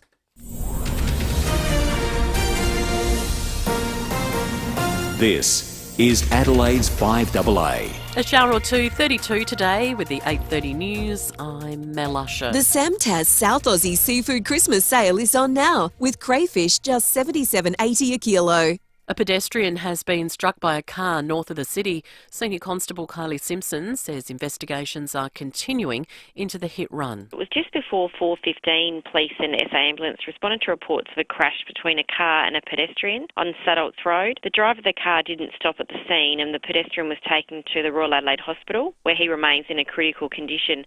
Charges have been laid after a stabbing in the CBD. Police were called to the northeast corner of Hindmarsh Square near the Pullman around 7:30 last night. A 39-year-old man was taken to hospital with an injury to his abdomen. It's not believed to be life-threatening. A 56-year-old man was arrested nearby. It's been another warm night in Adelaide. The mercury dropped down to 24 degrees, our warmest night since last summer. John Fisher from the Weather Bureau says it's also going to be a warm day. There is the chance of a shower or thunderstorm developing, probably more likely to the north of the city, so maybe just keep the brolly handy in case. But as we move through the next couple of days, we're going to see that trough, which is triggering some shower and thunderstorm activity across parts of the state, move through on Wednesday. While the Christmas Day forecast has increased to 32 degrees and 37 for Boxing Day. An SOS from the Blood Service. Additional donors are needed to prevent a shortage of blood products this festive season. That's another 125 South Australians rolling up their sleeves each day between now and the end of the year. For more details, call 13 14 95 or visit lifeblood.com.au. The Foreign Minister will travel to China today on a mission to stabilise diplomatic relations between our countries. Senator Penny Wong will meet with her Chinese counterpart tomorrow for sit-down talks. They're expected to discuss trade sanctions and the detainment of Australian citizens. The Australian Strategic Policy Institute's Malcolm Davis says there is a degree of doubt about what will be achieved. It's a positive step forward in terms of diplomacy, and hopefully it does result in some easing of trade sanctions and the release of Australians held in detention. But I think we should temper expectations. Losing your sense of taste and smell during COVID could mean you are more likely to develop higher antibody levels. A team of US researchers has tested the blood of more than 300 people who've had the virus. Jeremy Clarkson is backtracking on criticism of Meghan, the Duchess of Sussex. UK correspondent Carrie-Anne Greenbank has more. Well, former Top Gear host Jeremy Clarkson has taken to Twitter to apologise for an article he wrote in The Sun about Harry and Meghan's new series. In the column, Jeremy Clarkson said he hates Meghan on a cellular level, along with other negative commentary about her. There were more than 6,000 complaints to the regulator about the column, Jeremy Clarkson's own daughter saying she's standing against everything he said. Now turning to 5AA sport. Gliderall Garage Doors, adding strength, safety and style to South Australian homes for over 40 years. Gliderall.com.au. Here's Jace Kemp. Thank you, Mel. To cricket first, an Aussie fast bowler, Scott Boland, could be dropped for the Boxing Day test. Josh Hazlewood is expected to overcome a side strain to take the Victorian spot against South Africa. Former Aussie cricketer David Hussey has told Wide World of Sport Boland shouldn't be axed. Boland has to play, and Paddy Cummins has to play, and unfortunately for Josh Hazlewood, he has to miss out and just rest up for the Sydney test, and hope he probably would be hoping that Scotland doesn't take too many wickets. Still on cricket, and Talia McGrath will captain the final T20 match for Australia's series in India. Alyssa Healy has been ruled out with a calf strain. In the Big Bash, the Strikers will be back in action tonight against the Thunder, while Hobart defeated Perth by 8 runs last night. To basketball, and the Adelaide 36ers will officially announce new import Ian Clark this morning. Clark won an NBA championship with Golden State in 2017. Meanwhile, the 36ers defeated the Jack Jumpers by 11 points last night. Finally, Ballon d'Or winner Karim Benzema has announced his retirement from international football. He missed France's World Cup campaign due to injury. And that's the 5AA sport. Now checking 5AA traffic. Refresh your bathroom with a quick and affordable bathroom makeover. Visit bathroomwerx.com. At Holden Hill, there's a smash on North East Road near St Olds Road. Still seeing heavy laser at the moment. Ubray changed traffic conditions due to intersection upgrade works. Fullerton Road at Crossroads, speeds out of 40. Busy at the moment, South Road at Mile End. Also a fair bit of traffic Green Hill Road at King William Road, with cameras at Grand Boulevard, Seaford, and High Streets at Willunga. Why not slay Christmas this year with free delivery on eligible orders over $39 at amazon.com.au.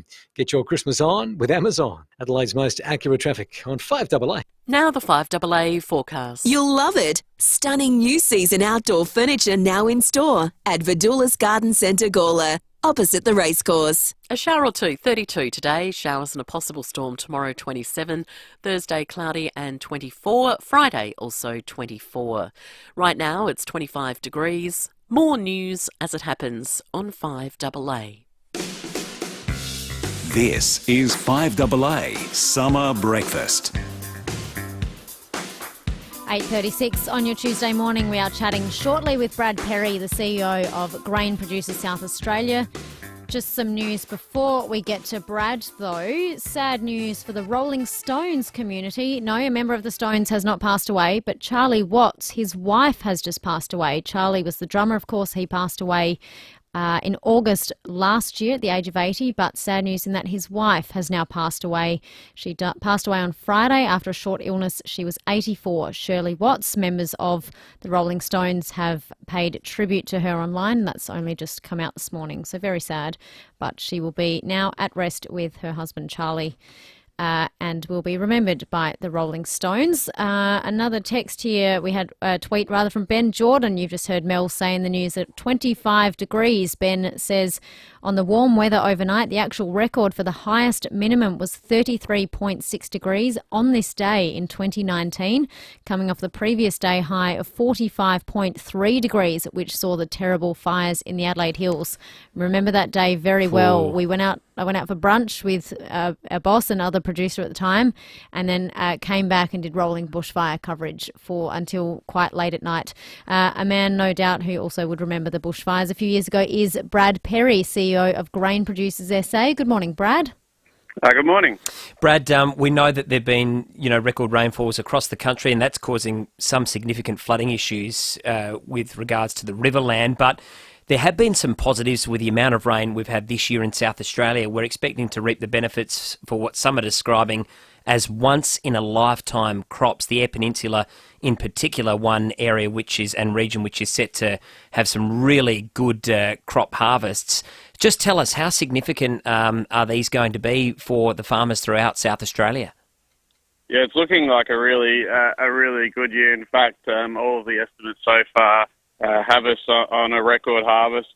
And when we say record, it's almost sort of 1 million tonnes more than the previous record. So, looking to really finish the harvest and get that grain in the silo and see the results. That's fantastic. I think in the Eyre Peninsula alone, 4 million tonnes or so, which is about, 30% more than normal. I mean, that is a huge uptake.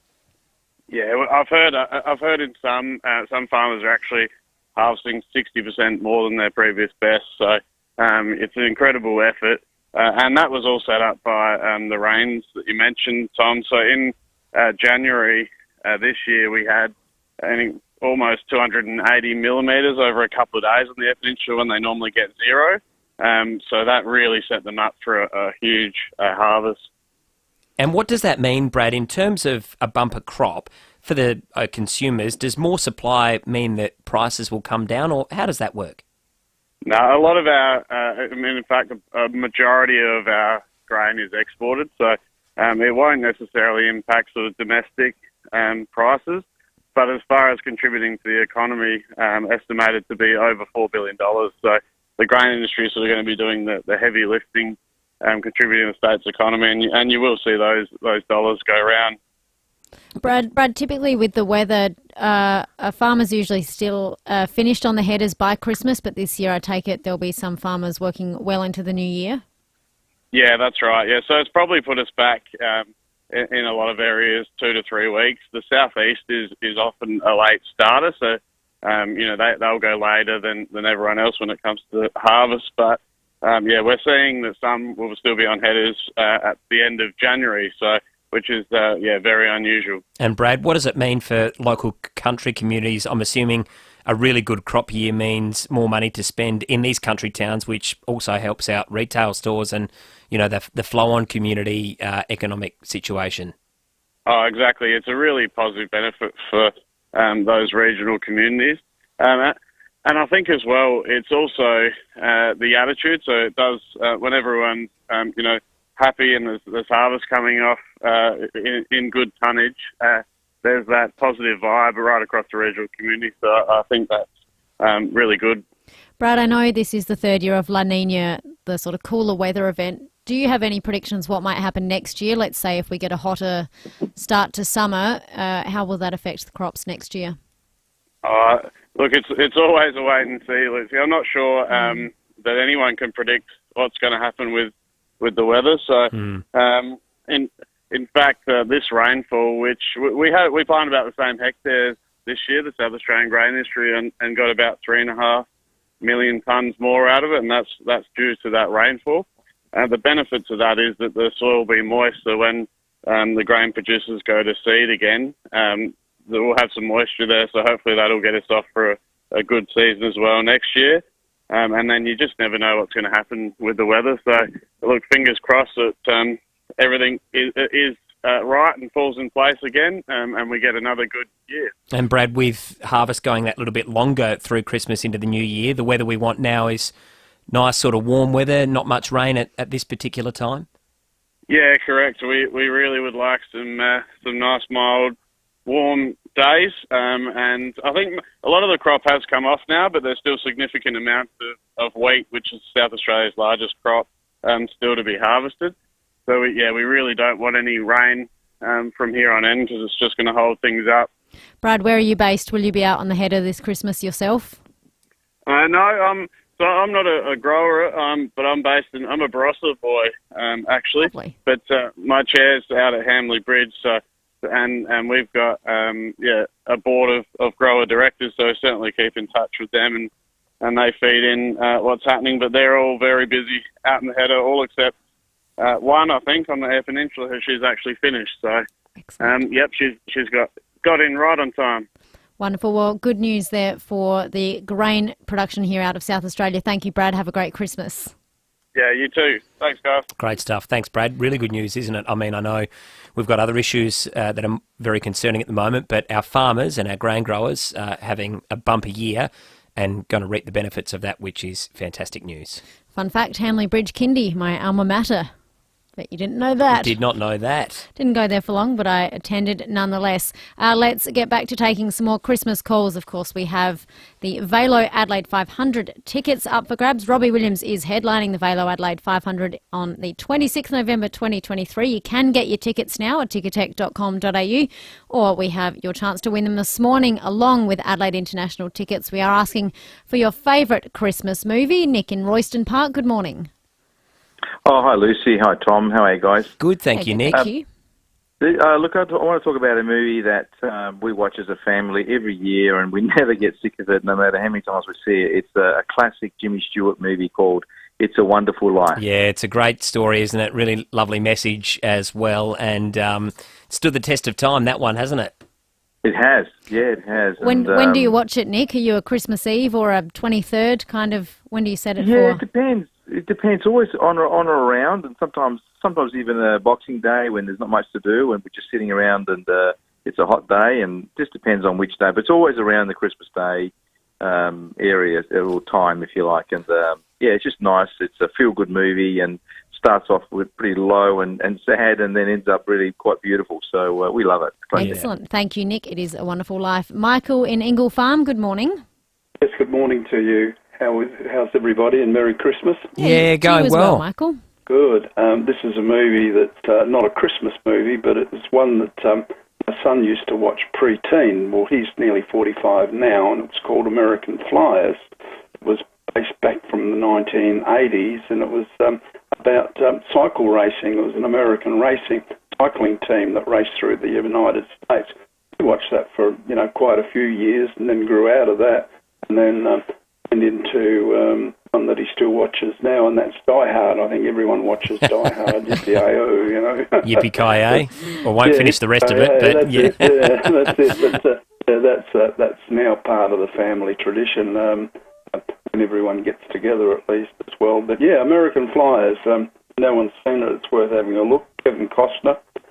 I had to look back up. I could remember the movie, and it was an American cycling team that just raced through the United States. It was part of a world tour team as well, from what I gather. Thank you for the recommendation, Michael. American Flyers. Kevin, yeah, I haven't seen that one, but Kevin Costner, one of my all-time favourite actors, Field of Dreams, Robin Hood, Prince of Thieves, For Love of the Game. He's been in so many great movies over the years. Dances with Wolves, I think a lot of people would remember as well. He's an outstanding actor, and in a lot of sporting movies as well, but he's just got a manner about him and a way about him, Kevin Costner. So, yeah, I'll have to catch up with that one for sure. Andrew in Craigmore, what's your favourite Christmas movie? G'day, guys. It's the culture vulture of Christmas movies. Of course, it's Bad Santa. Bad Santa? Oh, Billy Ray thought. Billy Bob thought. How funny is it? It? Not one for the kids, this one, Andrew, is it? But there's got to be something for the adults. There's got to be something for the adults. It is. I love it. It is hilarious. Remember in Vacations, thing where old Uncle Lewis with his big stogie guitar, cigar, and he sits by the cat with his big fur coat on by the Christmas tree. Cat goes up the Christmas tree. Something goes kabang, the whole lot goes up, and the cat goes flying out the door somewhere. God, that's funny. It's great, isn't it? And I think the Christmas tree gets lost and Chevy Chase loses the plot. That's his tipping brilliant point. And the turkey that goes poof when he cuts it. Thank you, Andrew. Enjoy Bad Santa this Christmas. He'll fire that up. Have you seen that one? I have actually seen a bit of it. Yeah, and Not Bad all Santa too as well. There's a second. It's one of those movies. I'm not sure Billy Bob Thornton's actually acting. I think it's just him. Just the camera followed him around for a few hours, and that's what they got. That's what happened. Tim in Roslyn Park, good morning.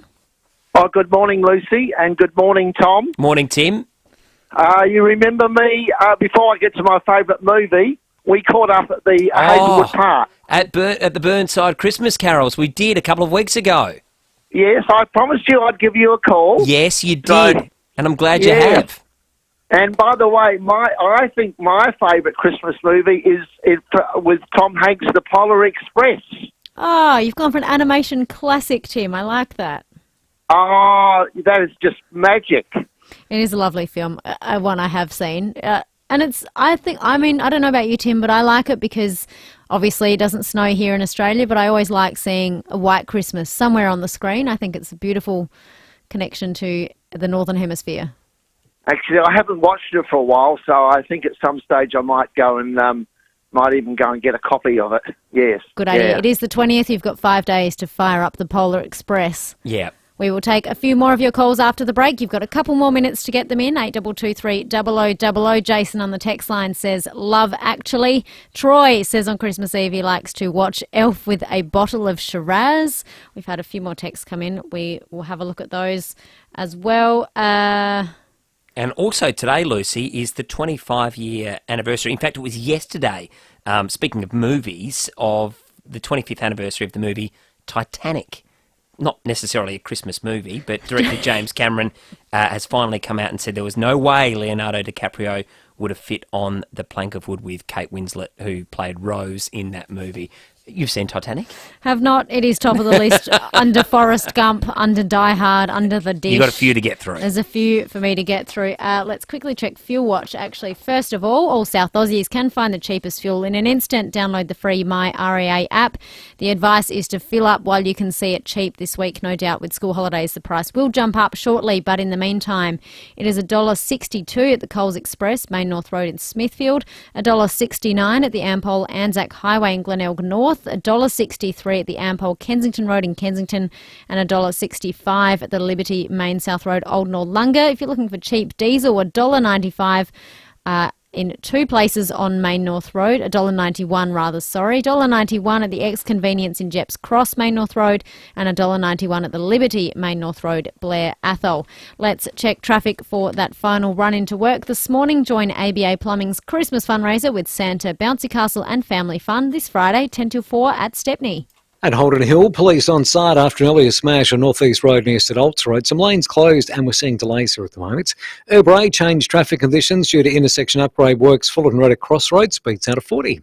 Busy at the moment, South Road at Mile End, also Green Hill Road at King William Road, with cameras Nottage Terrace Medindi and North East Road at St Agnes. There's no Christmas quite like yours, and Westfield is giving you more time to shop when it suits you. Jump online to check out your local Westfield Centre's opening hours and make the most of your visit. Adelaide's most accurate traffic on 5AA.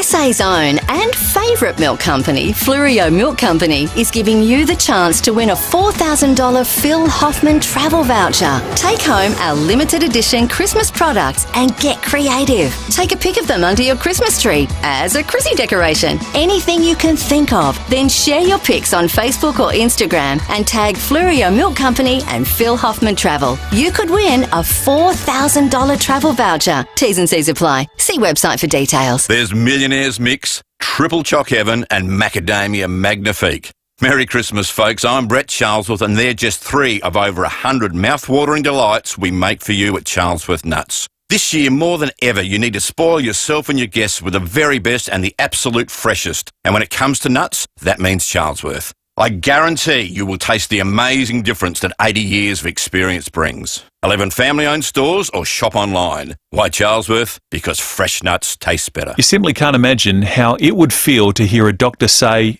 your child has a terminal genetic illness. Renee has heard those devastating words 3 times. Her 3 beautiful young kids may never see their 20th birthdays. Childhood dementia causes 90 deaths every year in Australia. It's a number similar to cancer. Little Heroes Foundation, in their support of sick kids, is right behind Renee and other families like hers. You can donate, volunteer and help fundraise by visiting littleheroesfoundation.com.au. When you die, who gets what? Will your kids or relatives argue over your estate? Will your beneficiaries be protected? Will your estate be tax effective? Will your wishes be respected and carried out? Speak with Donlan Lawyers now for peace of mind. Donlan Lawyers for wills and estate planning. Visit donlanlawyers.com. That's donlanlawyers.com. 5AA Breakfast is streaming live right now. To watch, simply head online to 5AA Facebook or search 5AA on YouTube. This is 5AA Summer Breakfast. 8:53. We've got time to take one more call about a Christmas movie before we dish out some festive prizes. Good morning, Roz in Ross Trevor. Hey guys, I would have to say it's Elf with Will Ferrell because I wish I could be him in real life because he just epitomises bringing out the kid and the child in you at Christmas. But unfortunately, that's me pretty much 365 days a year. But there's one particular scene where he just takes this running leap and rugby tackles this huge Christmas tree because he loves Christmas trees that much. And everyone says who watches the movie, Ros, we hate to say this, and I say, yes, I know what you're going to say. He just reminds me so much of you, because if you could run and rugby tackle a Christmas tree and hug it, you probably would. So I found myself in that position kind of the other day. Michael Keelan said there were live Christmas trees being sold at the Norwood Hotel. When I got there, I nearly cried because they'd sold out. They were in between deliveries. But the guy said they still have a display model on Norwood Parade. It's tied to the pole outside the shops on Norwood Parade. So I went there and I found myself like hugging this Christmas tree, just plunging my head in it to smell this live Christmas tree. And people are kind of walking past, looking and giving me sideways looks, but I didn't care. So no, I Ros, wish I never could be the change. elf. We need festive spirit like yours all year round, I think, especially. I think we do, and I think we should hug and rugby tackle a Christmas tree at any given opportunity. I love it, Ros. Thank you very much. Have a wonderful Christmas. Enjoy Elf as well. We will decide on our prize winners whilst we go best of behind closed doors with John Blake. We'll be back after some Rowie and Timmy G. And when we get behind The FIVEAA Sports Show with Rowie and Timmy G. Yeah, here we are again, and Timmy G is still away. That means it's my sports show again. And you can all go and get nicked. It's still a good show, but even if it's just me, Timmy G is far too nice. Keep those texts coming in, especially the ones potting me. At the moment, everyone's having to go at me for what I've been saying about the draft, like this one on the Cafe de Villiers text line. Hey, Ro, who's laughing now? You said we'd get none of the players we were after, and now we got all three. Suck on that. Yeah, fair call. Have I told you I'm learning the trumpet? Oh dear. I'm going to be really good because I practice all the time. It's bloody hard, but... Here's another text from a Port Adelaide supporter. Hey, Ro, suffer in your jocks. Yeah, it's all about the draft at the moment, and we all want to know about pick 4 and pick 23 and pick 17 and Jason Horne-Francis and pick 34 and who's being traded for pick 7, 8, 9 and 25 and Isaac Rankin and Junior Rioli.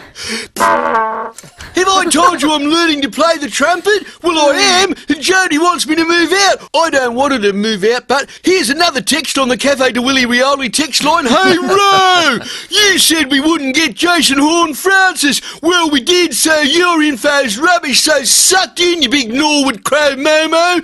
I am getting potted on the text line. I reckon now that Timmy G's on the show, we're getting more Port Adelaide supporters listening. Oh, is that why we did it? He's not here this week, but he's on holiday, so all you Port Adelaides can suffer in your jocks. Hey, guess what? I'm learning to play the trumpet.